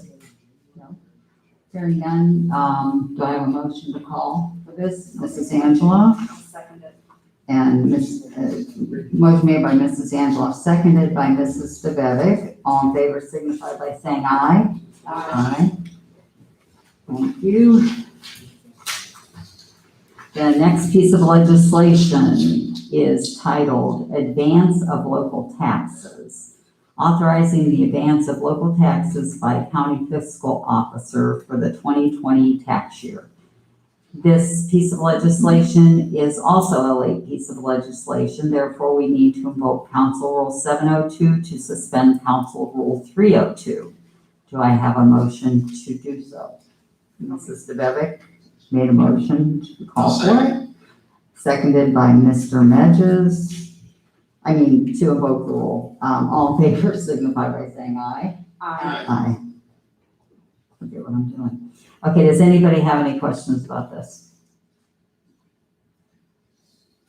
Hearing none, do I have a motion to call for this? I'll make the motion. Motion made by Mr. Medges, seconded I by will second it. Mrs. Stabevic. Okay. The next piece of legislation. Got a vote? Oh, I'm sorry. All in favor, signify by saying aye. Aye. I'm sorry. Thank you, Carla. You gotta keep me straight. I'm getting old. All right, the next piece of legislation is a draft ordinance titled Appropriation CARES Act Funding. This is also a late request, therefore we have to invoke Council Rule 702 to suspend Council Rule 302. Do I have a motion? Mrs. Stabevic made a motion to call for that, to invoke the rules. Do I have a second? Mr. Medges? Okay, all in favor signify by saying aye. Aye. Okay, aye. All right, and this, now I'll explain it. Maybe that'll keep me on track. This is an appropriation for CARES Act funding, and it is an appropriation in the amount of $482,836.57 from the unappropriated item of the local coronavirus relief fund to the personal service budget of the local coronavirus relief fund. And I have a letter from Mr. Flaker, and let's draw one, here it is. And this particular piece of, piece of funding, is actually explained in what I read the first time. Do you have any other comments about this, Jeremy? Just want to make a comment. Last week, when I was giving the council report, I told everyone that we did receive that additional CARES Act funding. And that's what this consists of. It's the overall, we received $499,102.57. A portion of it's gonna go to paying personal services. The other portion is gonna go to some equipment that we're buying. One of them was mentioned in safety earlier, the 4 mechanical CPR machines.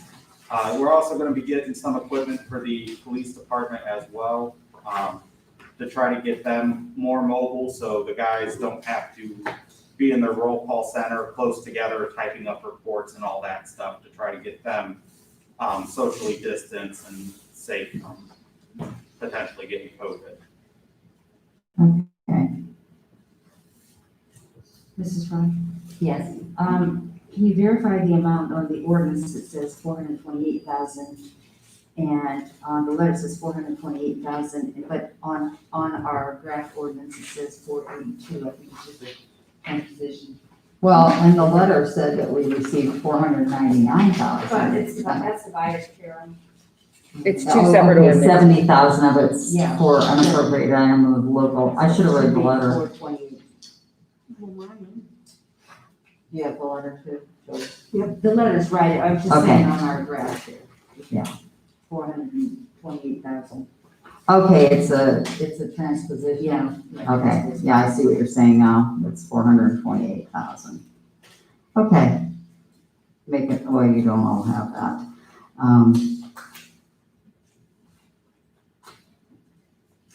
Let's see it now. All right, are there any other questions about this or comments? I'll make a motion that we call for this. Thank you, Mrs. Studovic. Motion made by Mrs. Studovic, seconded by Mrs. Angela. All in favor signify by saying aye. Aye. Okay. The sixth piece of legislation is a draft ordinance titled Appropriation CARES Act Funding.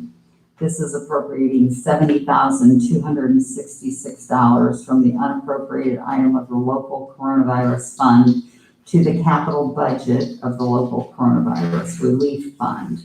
This is part of the total of $499,102.57. We also have to, on this particular piece of legislation, we have to invoke Council Rule 702 to suspend Council Rule 302 because it is a late request. Do I have a motion to suspend 702? Mrs. Angela? I will second it. And seconded by Mrs. DeVevick. All in favor signify by saying aye. Aye. All right. As I said, this is part of the CARES Act funding that we received. And Jeremy, is there a specific thing that the 70,000 is? You said the 50,000 from safety tonight Yeah, is part of that. the 4 mechanical CPR units and then. Oh, okay. All right, and then good. the, some mobile equipment for some of the police cruisers. Okay. All right, thank you. I'll make a motion that we call for this. Thank you. Motion made by Mrs. DeVevick to call for this, seconded by Mr. Medges. All in favor signify by saying aye. Aye. Okay. Does anyone have anything that they would like to discuss for miscellaneous discussion? Mr. Bird? Thank you, Chair. Thank you, Chair. Just kind of following up on information for the levy to the residents. Do we have any plans different No. from last week? No, I haven't heard anything. I haven't met with anyone. But I will say this, that we do have to all be thinking about ways. You know, a lot of people say, oh, there's other ways that we can raise revenue, but let's hear them. If you truly have ideas, if you truly know of a way that we're going to be able to raise revenue for the city, if this, and it might well go down, it might not pass. So we're all going to have to put our heads together and think about how we're going to make this all work. Because this is the CARES funding, but that's probably the extent of it. It doesn't look like they're doing a second dose of that. So communities are going to have to, figure out what they're going to do. And as the mayor had sent us some information about other communities that are also going to their voters for money to keep their city afloat.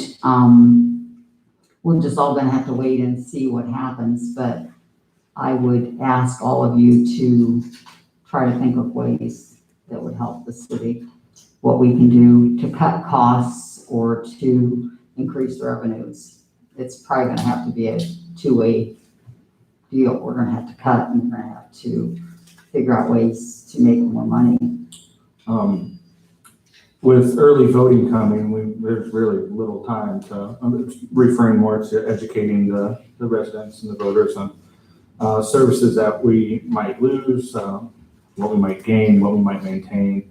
The thing is, and this is just me personally saying this, I don't know what services we could cut because of the fact that we have so few employees in all of these departments to begin with. I mean, if you would cut the street department, what? We're not gonna fill any potholes. We're not gonna do snow plowing. I mean, one thing that we could do would be to not do leaf pickup. But most of the other things that we do are essential to the operation of the city. I agree. And it's not like we have huge departments that you can say, oh, we're gonna lay 20% of that department off, and then we'll have more money. Everyone is operating on skeleton crews as it is. And we're not the only community that is happening to. But we got hit with, most communities just got hit with COVID. But we lost a major employer and then we're hit with the COVID. And all I can say is I don't have any answers, but I've made a lot of notes and you think of ideas, but sometimes they're not even legal. Right. So, they have to be ideas that are actually workable, and that are, lawful. So, I just encourage all of you to, try to think of things that we can do. And Bill had said at one time that he may do, and I don't know if you're still thinking about it, but doing some things on Facebook, like having some presentations. Something that I think is simple, that you could even tell your constituents is when they complain about how much they pay in taxes, they should get out their tax bill and see how much of that tax bill actually comes to the city. As we were talking tonight about levy for this, levy for that, you're paying for MRDD, you're paying for child services for Summit County. The schools in any community take the lion's share of the money. The schools get the property taxes and the city basically gets income tax. So if you're talking about a house that's worth maybe $80-some thousand, you're maybe contributing $100 a year or a little bit more than that. Bebe, you're the expert on this. It would be less, I think if I remember correctly, and I don't have that paper, that if your average house was 86,000, I believe it was either $5 or $7 a month, which would equate to $60 to $84 extra a year on the average house. I'm saying what actually comes out of your tax bill that is paid to the city. That would be for the city share, the 2.9. Yeah. And it's not much. All right, so it's, I'm looking at a house that's like 89,000. And for that house, they get $42 a half. Barberton does. So it's $42 So it's a half. 84 years. Yeah, I was close off $84 the top a of my year. head. there. So when they complain that they're paying so much, they're not really paying that much to the city for all the services that they get. I agree. I, with the election around the corner and the levy, we haven't formally put out what it's for, other than we've lost business. So I guess that's kind of the question. We've lost Will we business. formally have a message to the residents of the city of Barberton requesting more money and why? I mean, it's formal now, it's on the ballot, but Well, explaining it more than we need money. and explain the fact of what they get for living in the city, for that small amount of money. They get their roads taken care of, they get their roads plowed, live in Akron, work in Akron, you can't even get there when it's really bad out, because they don't. And there's an assessment for everything. Up until last year, we even paid for all the general lighting in the entire city. So they get a lot on their taxes. And they're not gonna go up that much, and we have gone through many things that are gonna make it very difficult to, you know. He's asking us to, we need to come up with something to put out. Yeah, just Right. education piece for the levy is kind of Yes, where I we was do asking need- where we we're do at. need- I understand we need money, and I think everybody else understands it, but if I ask somebody for $1 and not give them specifics, they're not gonna give me $1 unless they have it in their pocket as change, but, so that's where I was asking, do we have a formal education piece to sell? I think that we believe it. should, I've been Yeah. saying that since we voted on that, we do need something that gets out there and informs people The time is now about what 7:30 they and the actually pool in get the for their basketball tax gym dollars. is closing in 15 minutes. I beg your pardon? Oh, just wanted to mention, we're working on that. I know Mr. Heidick said last week or the week before, kind of having a list of all the ballot issues, levy issues, I think throughout the county. So we're working through that. It's very hard to, you know, it's one thing to educate on why. It's another thing at this point of what will be lost or cut or reduced when we're just getting the actuals for June. So that's going to be the difficult piece, but a very important piece because people want to know kind of what's at stake. So we're going through all that now of what can we do without really hurting ourselves in the future or the long run. So, you know, you make a change here, it affects a lot of other things. So we're looking at that now. Hope to have something here pretty soon. So, but nothing right now. Thanks for asking, and gives me an opportunity again to say, think of some things. Mr. Jaber? Yes, back to the building department and information. I still think that Norton, we shouldn't give 10% back. Just want to clarify that. You can work on that where we can try to cut that down maybe to 2% or 3%. And then Mr. Griffin said earlier about he made friends with the secretary. And the friends don't pay our mortgages. You know, we got to start acting in the city's business. We're here on the council to be business, you know, in charge of the city. We're not here to make friends. We're not here to ask about your weekend, or ask about your dogs, or ask about your cats. You know, we care about the people, but we also got to treat the city as a business.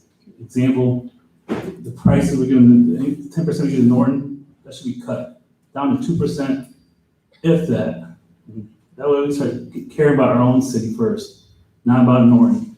I'll just say this, and this is personal, this is my personal opinion. Norton is our neighbor, Right. and they don't want to be part of Barberton. I mean, they're probably all upset that they're only getting 10%. But Barberton has things that Norton needs, and Norton has things that Barberton needs. Barberton needs land. Barberton needs development. They're developing these areas, you know, like in metro parks and what have you, and those are joint economic development. Opportunity. Yeah, opportunities for us to make money. So I don't think I want to go to war over 10%. But we're losing money. Because as Bill, the mayor, pointed out, they're gonna put supposedly 490,000 houses in, on, I mean, 490, 490, sorry. Yeah, it's New York City, 490 homes at the old Brookside.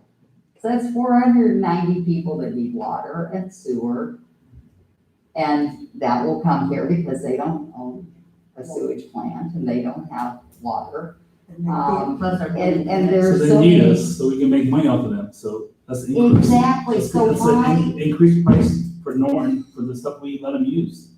I mean, why give them a discount, why give them money back, let's charge them extra for what we have for them. Well, I will mention, I'm charging extra for utilities and other things. We've talked about this over the years. The state has proposed legislation, legislators have, of if you do that, then they will take away your local government fund or reduce it greatly. So it hasn't passed yet. They've had those discussions year after year. And so just be mindful that we're not always in control of our own destiny. There's the county, the state government, the federal government that kind of supersedes us. So they've had those discussions at the state level, and that may move forward. I don't know. They've had these discussions for years, you know, move forward. We should Yeah, have charged a long time ago. That's really- Well, we do on the utility side. Mr. Wright? With all the intertwinings of our services, our sewers, our waters, everything, soon to have a fire study. I don't know when we're gonna get that there. There's only one logical solution to all this, and I've been trumpeting it for years, and I think next year is time to put the merger study back on the ballot because of what you said. They have what we need, we have what they need. The best way for both of our survivals, and I will trumpet it as hard as I can next year, but I personally believe it's time to revisit merging the cities. That's just my opinion. We've talked about it, so you know how I feel about that, but Mrs. Strickler. I'm unrelated to this. I have a question for Mr. Flaker. I'm out of this conversation. I was wondering if we had heard back last week. I asked if we had heard back about the amount that we were expected to get from the county for CARES money. Yeah, I reached out to Summit County. I sent them an email on Tuesday morning. He forwarded the email on to two other people in the county, asking what our status was, but I've yet to hear back from them.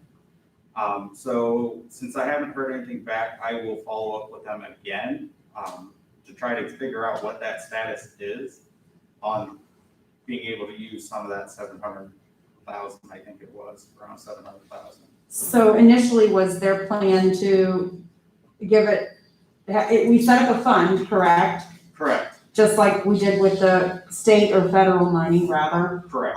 So was the plan initially for them to turn it over to the city with guidance? The original plan was that, but I don't know if the plan now, they want for us to turn in the reports and they reimburse us, like a lot of these reimbursable grant type things, we expend it, they'll pay us back type thing.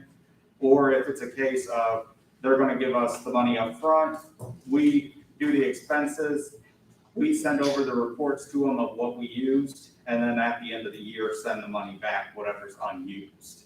Okay. And then secondly, this is more of well, I guess it's kind of a question or a comment. Did you happen to see in the Sunday paper, there was an article about the 6 big cities in Ohio that were due to take a huge income tax hit?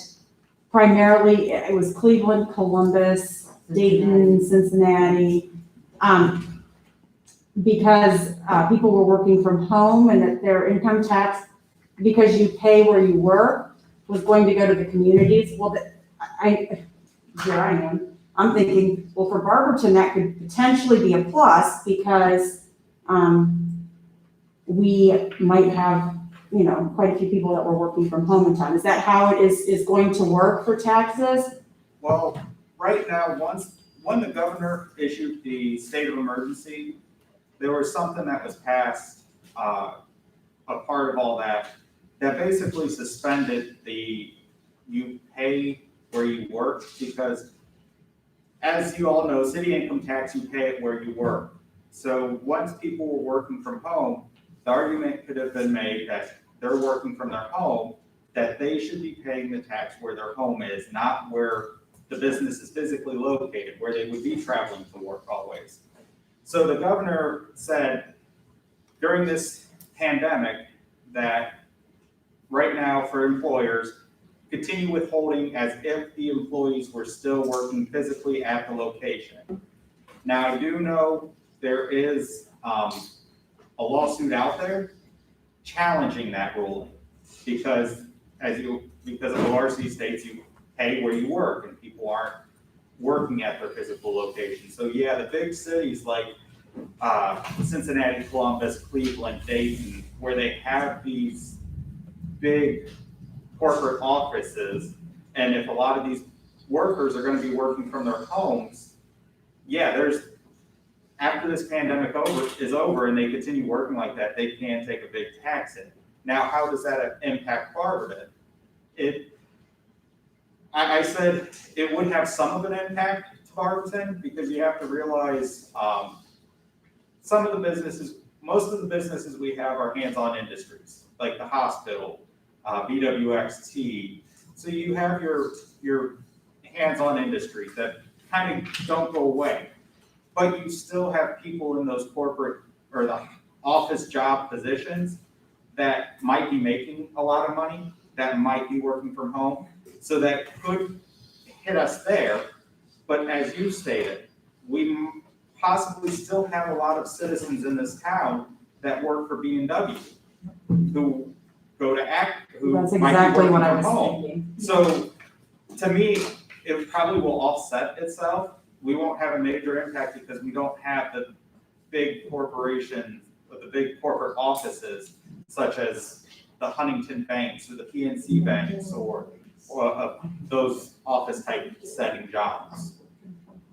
Thank you for your insight on that. I just, when I read that article, I was a little bit confused and just wondered how that would affect us. That's all I have, Mrs. Fry. Okay, anyone else? Mrs. Fry, Oh, I'm sorry. yeah, I want to clarify something. As far as the building department, I'm not talking about looking for buddies or friends. I'm talking for the ease of convenience, accessibility, talking to people, and you get a rapport with these different people, and they know your situation, they know your neighborhood, and that's what we're trying to do. Create a better working atmosphere so we all can work together. Right. Now, correct me if I'm wrong, is the city considered a business? No. The city is not a business, is it?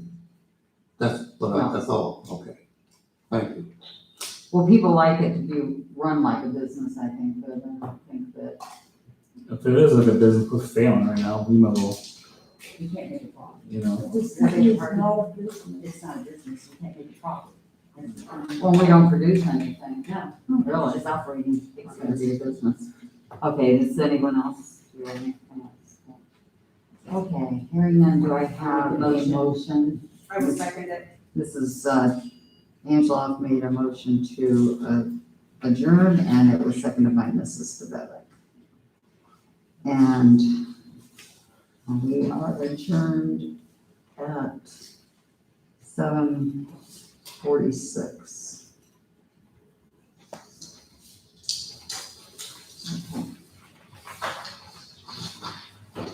Okay, we'll take a 2-minute break. 2 minutes.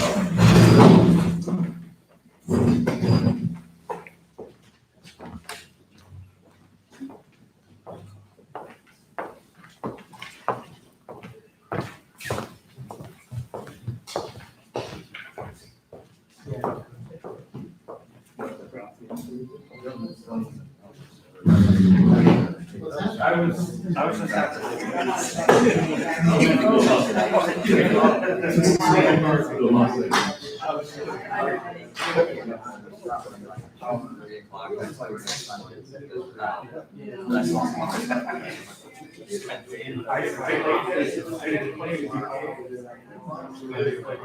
Attention all YMCA members, the time is now 7:45 and the water will be closing in 15 minutes. Thank you.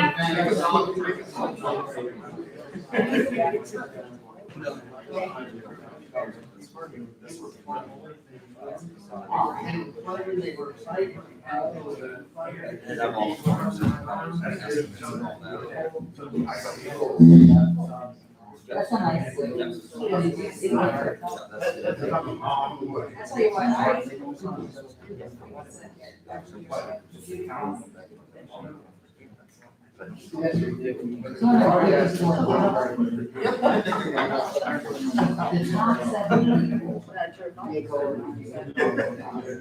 Well, this is my first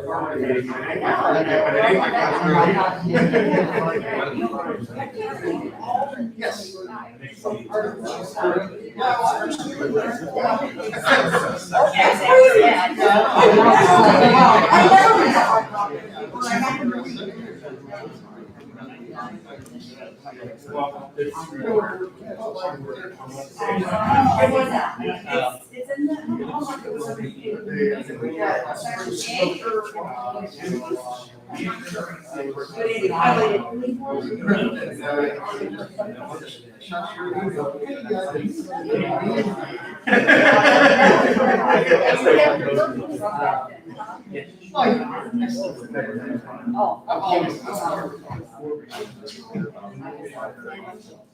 Anytime before that.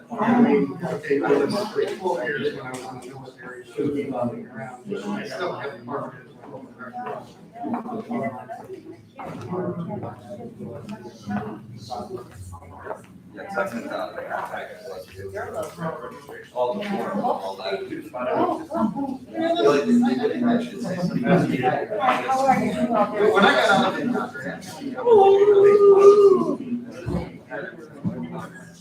I know, right?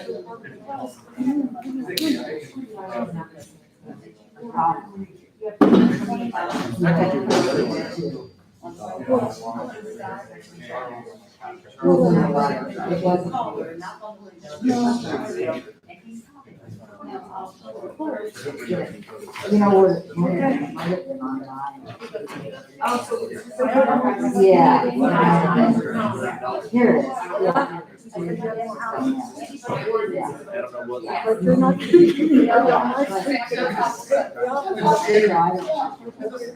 This place will probably have to see the squirrels.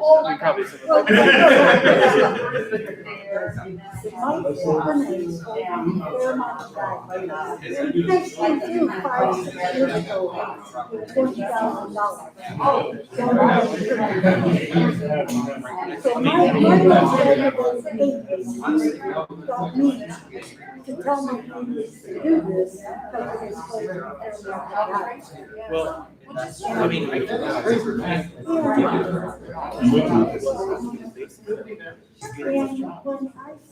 One girl came in today, she had That I wanted to this or that out. She said, oh, no, you can't do that, because it's just the same as the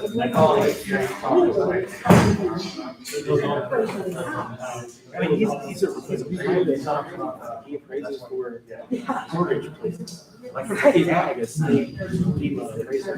Well, he's appraising my house from the outside, it's $25,000. I got a $20,000 debt. What's the appraisal? I got a $5,000 funeral bond on the front. Well, and then he told me, 95 cents on the dollar. Yeah, so he didn't appraise it right, because my next door neighbor's house was appraised at $83,000. Between you and him. No, it's not.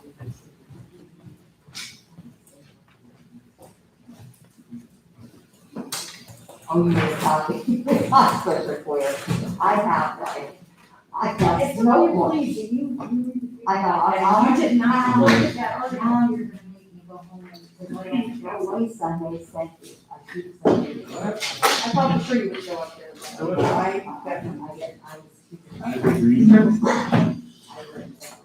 Okay, let's get the meeting going. This is committee of the whole meeting, Barberton City Council. Today is Monday, September 21st, 2020. I call this meeting to order at 7:54. Please stand for the Pledge of Allegiance.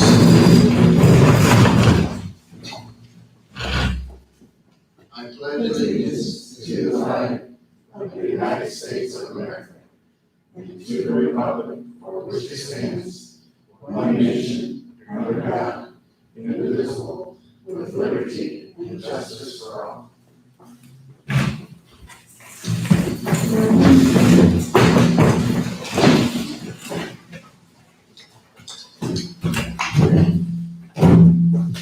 Citizens addressing council. Okay, we'll go right into our committee reports. First off is Mrs. Angeloff with planning, annexations, and codes. Thank you, Mr. President. Planning, Annexation, and Codes met this evening at 6:18, the Active Adult Center. All members were present along with all council members and gifts as noted. We had a late legislation request, a draft ordinance titled Amending Barberton Codified Ordinances, Chapter 1456, Vacant Property Registration Program, amending Section 1456.04, adding tiered registration fees for commercial and industrial vacant properties. As it stands right now, we have a flat rate, no matter what the square footage is. We have a flat rate of $250 a year. This way, with the tiers, we can go from 0 square footage all the way up to $100,000 or 100,000 square foot, and that would be a $5,000 registration fee. That was passed unanimous, and we had to invoke Rule 702 to suspend Council Rule 302. Second piece of legislation titled Zoning Map, 800 Worcester Road North, authorizing the rezoning of parcels, I'm not gonna read them all, also known as 800 Worcester Road North from RS40 Residential Single Family to C3. This is the Community Healthcare Ministries on Worcester Road. And the zoning in the back of the parking lot, this is kind of like a spot zoning. So all of it's going to be zoned C3 Community Center Commercial. That was passed unanimous. Miscellaneous discussions. Mr. Trevor Hunt had talked about names of different neighborhoods, and we're putting a map together and identifying the neighborhoods for future use for developers. At the point right now, the city is not selling any city-owned properties.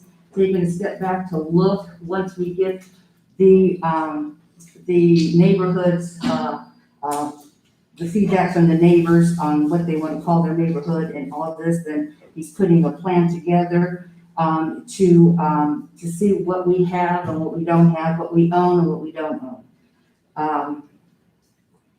And let me see here. Mr. Greer would like the city to move a little faster on the city-owned lots. And Mr. Tracy said that he does have a spreadsheet that if anybody would like to see about assessments of property taxes. And with that, I pass. Thank you very much. Next up is streets, sidewalks, and lighting with Mr. Greer. Thank you, Mr. President. Street, sidewalk, and lighting met today, September 21, 2020 at 6 p.m. in the Active Adult Center. All committee members were present, along with all council members and guests noted. There was no request for legislation today, however, there was some miscellaneous discussion. Van Buren project is just about completed. It's paid, but it needs kind of like that last layer of asphalt put on, and then that project will be completed. For the 5th Street 619 project, work has started on the sewer project. That has closed down 5th and 619 at Lincoln Avenue all the way down to Houston. That project's scheduled to go for about a week starting today. And as of today, that project, the entirety of that project, including the curbs and paving, is still on schedule to be completed by the end of this year.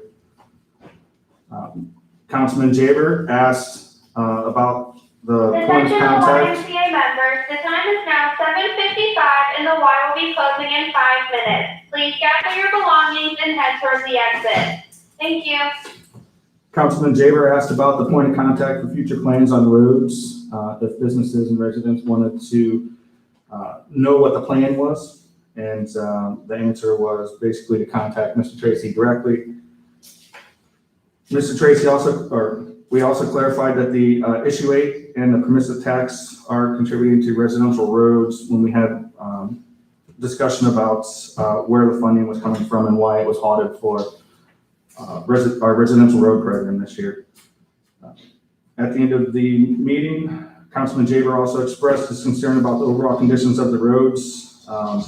Residents would be more receptive to supporting more if we did a little bit more with the roads. And we adjourned at 6:13. With that, I pass.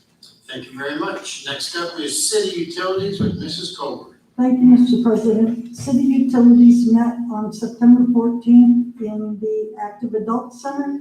We had two ordinances to be voted on that evening, and with that, I pass. Thank you very much. Public welfare and safety, Mrs. DeBevick. Thank you, Mr. President. Public Welfare and Safety had a special meeting this evening. We had one late request for legislation in which we needed to invoke Council Rule 702 to suspend Council Rule 302. This draft ordinance is to enter into contract with Zoll Medical Corporation, authorizing the city to enter into contract with Zoll Medical Corporation in the amount of $56,880 for the purchase of 4 mechanical CPR units. Chief Persley, in his letter, indicated that these units deliver consistent and uninterrupted chest compressions to a patient in cardiac arrest, and that the price of this package is below the state contract price.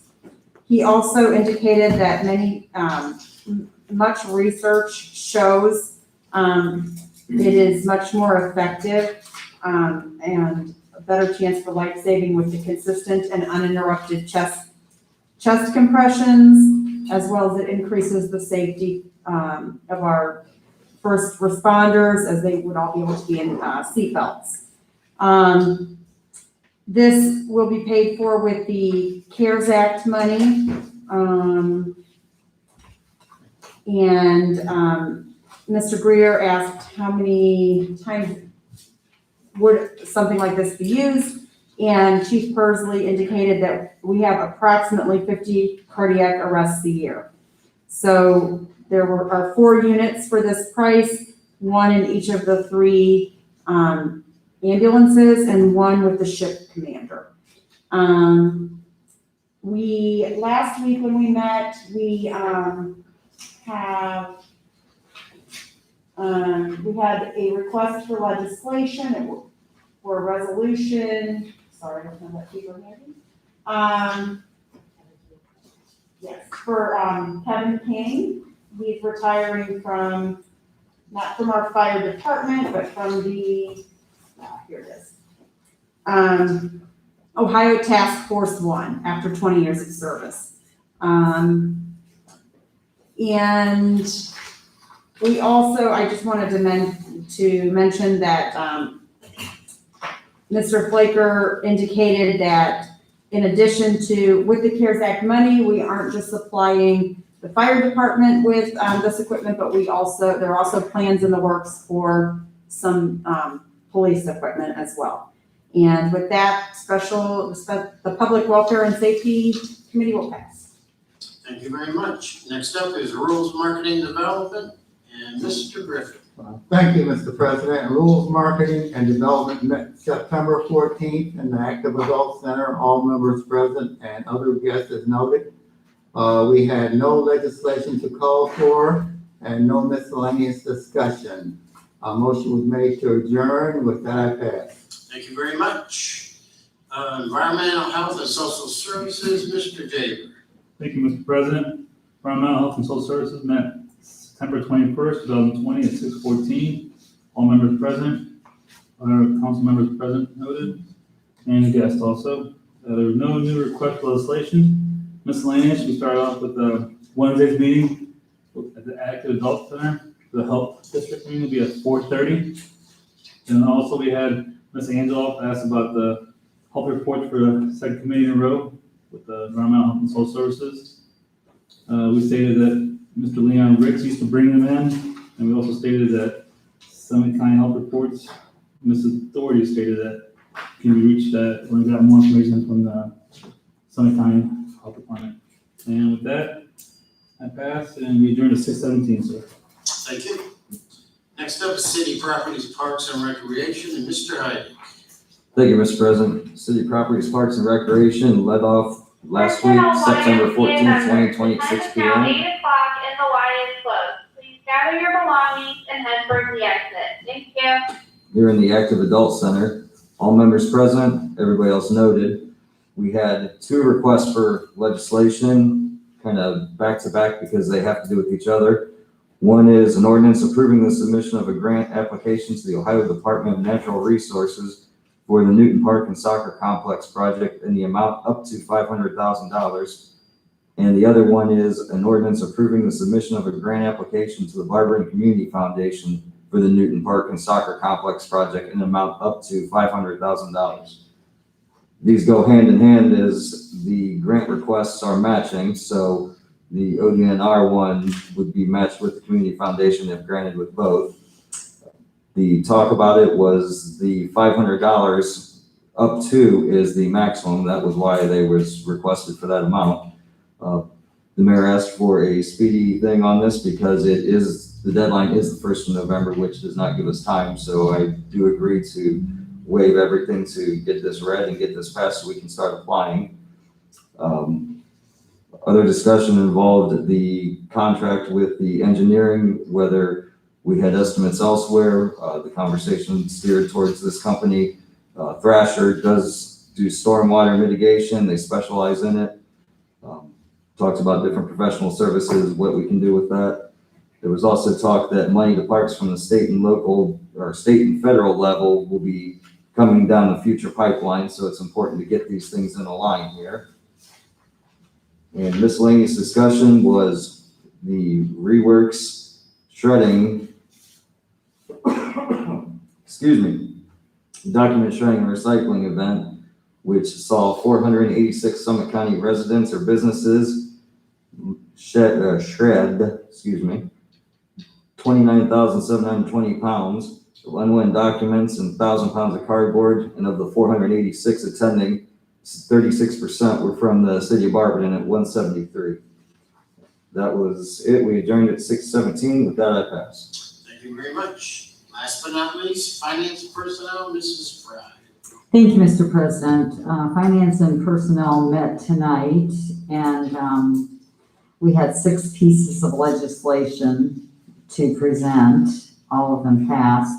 The first was a draft ordinance entering into agreement with the city of Norton, and this is to extend the current agreement with the city of Norton that allows the city of Barberton Building Department to assume authority for all building code administration and functions within Norton limits. And it is a contract, and we've renewed it every year for the last 5 years, and we do pay them 10% for the permit fees that are sold in our office. We had a couple late requests also, the first being Barberton Public Library support, and this is for levy support for the Barberton Public Library. We had to invoke Council Rule 702 to suspend Council Rule 302. We had quite a discussion with most of council agreeing that since this is our own library and we are the source of funding for that library, that we will be behind this particular levy. The next piece of legislation was another draft ordinance certifying property tax rates. This was a late request, and we had to invoke Council Rule 702 to suspend Council Rule 302.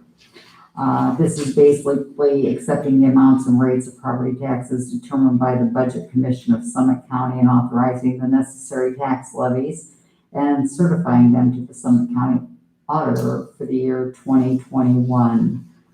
The next draft ordinance was advance of local taxes. This piece of legislation was also a late piece of legislation, and we had to invoke Council Rule 702 to suspend Council Rule 302. This ordinance is authorizing the advance of local taxes by the County Fiscal Office for the 2020 tax year. The next piece of legislation was also a late piece of legislation. Therefore, we had to invoke Council Rule 702 to suspend Council Rule 302. This was a draft ordinance for an appropriation of CARES Act funding. We appropriated $4 $428,836.57 from the unappropriated item of the local coronavirus relief fund to the personnel service budget of the local coronavirus relief fund.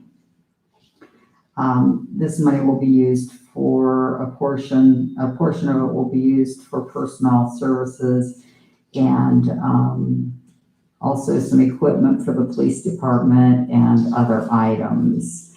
The last piece of legislation that we had this evening was also a late request, and therefore we had to invoke Council Rule 702 to suspend Council Rule 302. This is a draft ordinance titled Appropriation CARES Act Funding. This piece of legislation was an appropriation of $70,266 from the unappropriated item of the local coronavirus relief fund to the capital budget of the local coronavirus relief fund. $58,600 of this was for the 4 CPR units for the fire department, and some of the money will be used for equipment for the police.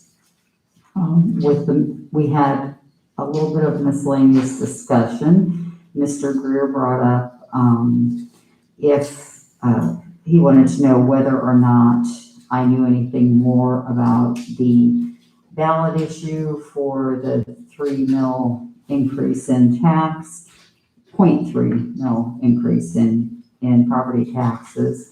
And I said that I have not had any meetings. However, I encouraged all of council to think of how we can increase revenue and cut costs, because we've been hit with several really bad things with the city, not only the COVID, but also the loss of a major employer.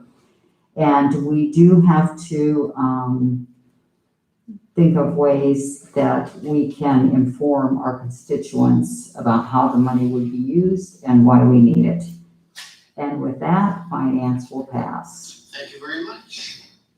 Okay, anything from council or department heads? Mr. Greer. Thank you, Mr. President.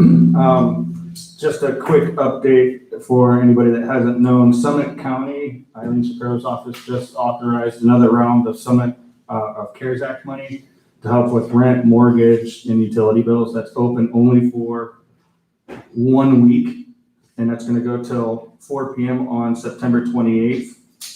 Again, this is across the board for renters, utilities, and homeowners.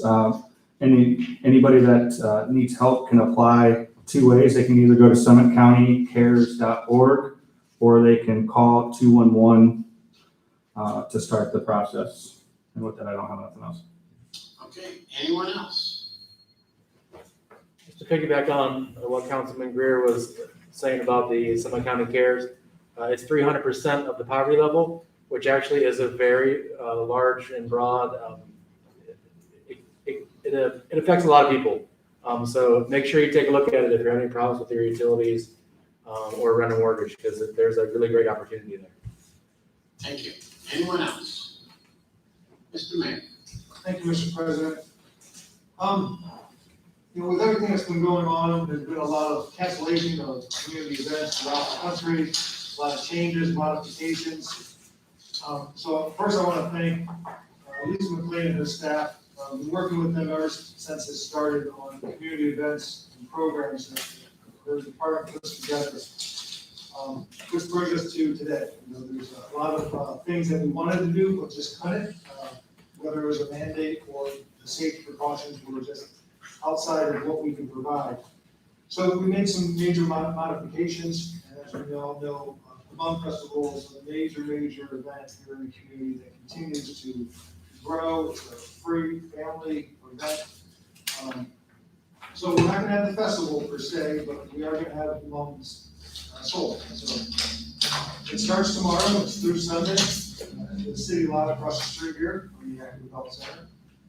So as supplies last, we'll also have obviously the Mung's planted over at Lake Anna. They did that earlier in the spring. Starting to come up. Weather's changed quite a bit over the last couple of weeks, but everything's starting to look really good. So we'll have that so people can go take pictures, but we just won't have the festival, so. We still will have ones for sale, so. And then continuing on, the COVID pandemic continues. We're still under a state of emergency here in the city of Ardman. We're still under a state of emergency through the county and through the state of Ohio. And things continue to change very, very often. Whether it's the CARES Act funding, it's various guidance for almost everything, like events like the Mama Festival. Luckily, our risk level has changed. It's down to level 1, which is yellow from red. But also testing capacity, testing labs, capacity as well. And then finances, which is affecting everyone throughout the country. We had a discussion tonight on city finances. So kind of a 1-2 punch with the loss of Babcock and Wilcox and also with COVID. During the last few months in August, I met with several council members. It's important that all council members come in, get an understanding of what's going on in the budget and fund accounting and what money can be used for what things.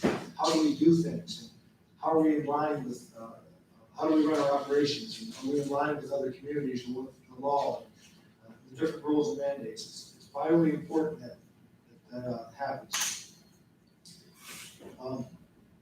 I do want to point out the grant request through the Parks Department to the Barberton Community Foundation in relation to the Newton Park soccer complex proposal. That was for up to $500,000. I don't anticipate applying for that much, but I wanted some flexibility there. So with these grants, they say you need matching dollars, dollar for dollar matching, okay? We can do that. Well, what's considered a matching fund? So sometimes it's strictly funding, strictly cash. Other times it can be man hours. So, the Parks Department, they're applying for the grant, they're tracking all their hours. Sometimes that can be used. Sometimes it's the value of the land. Sometimes it's, what's another example here? Man hours, other costs associated with prepping the land or preparing for the project.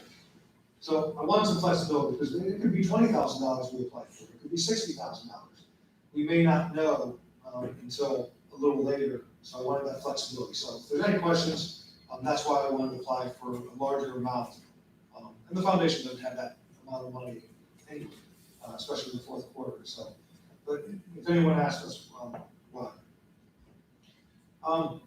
Last week, I met with execs from Metro RTA. They've been working on their strategic plan, and so we're going to continue to need to talk about what the needs are here in our community. They're doing some amazing things up in Metro to really look at ridership, to look at what service are they providing and how can they provide it better. Funding is tight everywhere. So whether it's the city, the foundation, the library, Metro, so everyone's looking at these strategic plans very, very closely. This week I've got a meeting with AMATS, a quarterly meeting to talk about road projects. And, we talked about roads today. There's a lot of projects that we've been approved for the money, but the federal government says we'll release it in 3 years or 5 years. But if you make too many improvements to that street, we'll take that money away. So we're left with a deteriorating road that we can't improve too much, we'll take the money away. So, but we have been advocating to try to move some of those really bad roads up the list. AMATS can only approve it under certain requirements, and if they have the money from the feds. So we have to have our match, they have to have their money, but we are advocating to move some of these streets up because they're in bad shape. But we don't want to lose 80% of the funding. So it's that balancing act. Also this week and next week, meeting with several businesses, doing some DRB visits, which is very, very important. Business retention and expansion visits to make sure that the business community in town is getting what they need. I sent out a COVID survey, business survey last week. Getting those survey results back, and then we'll generate a dashboard off of that. So we're keeping in touch with the business community and making sure that we can supply whatever we can. If we can't, then at least point them in the right direction. So, now there's a lot of nervousness out there, a lot of uncertainty that continues, not just with us here, but with businesses, small and large. So we want to make sure that we're tracking everything and doing everything we can, so when we come out of this, we're better off than we were when we went in.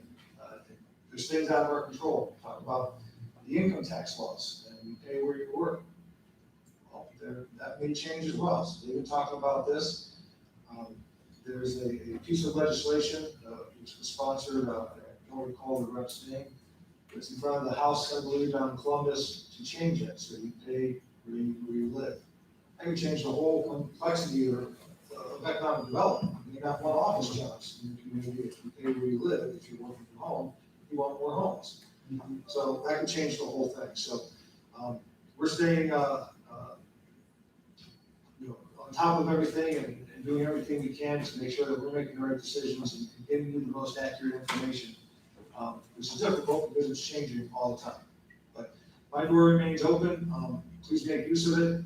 And we're going to continue to put these things together and want to be able to present them to council. This is the plan moving forward, subject to change. It's got to be very fluid at this point because there's just a lot of unknowns and a lot of things out of our control. So that's all I have. Thank you very much. Anyone else? Okay, I got one thing here. The mayor just handed me this thing. Trick or treat is on for now, so that could change. And it's actually on Halloween. That doesn't happen much. Saturday too. It's a Saturday and it's the 31st, so it's 5 to 7 and it says masks are strongly encouraged. Okay, but with that, we are adjourned at 8:22.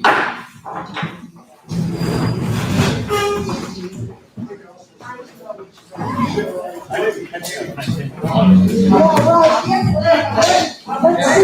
that one off. Let's see if you can pull that one off. What? Hold the candy for 24 hours. Oh, yeah.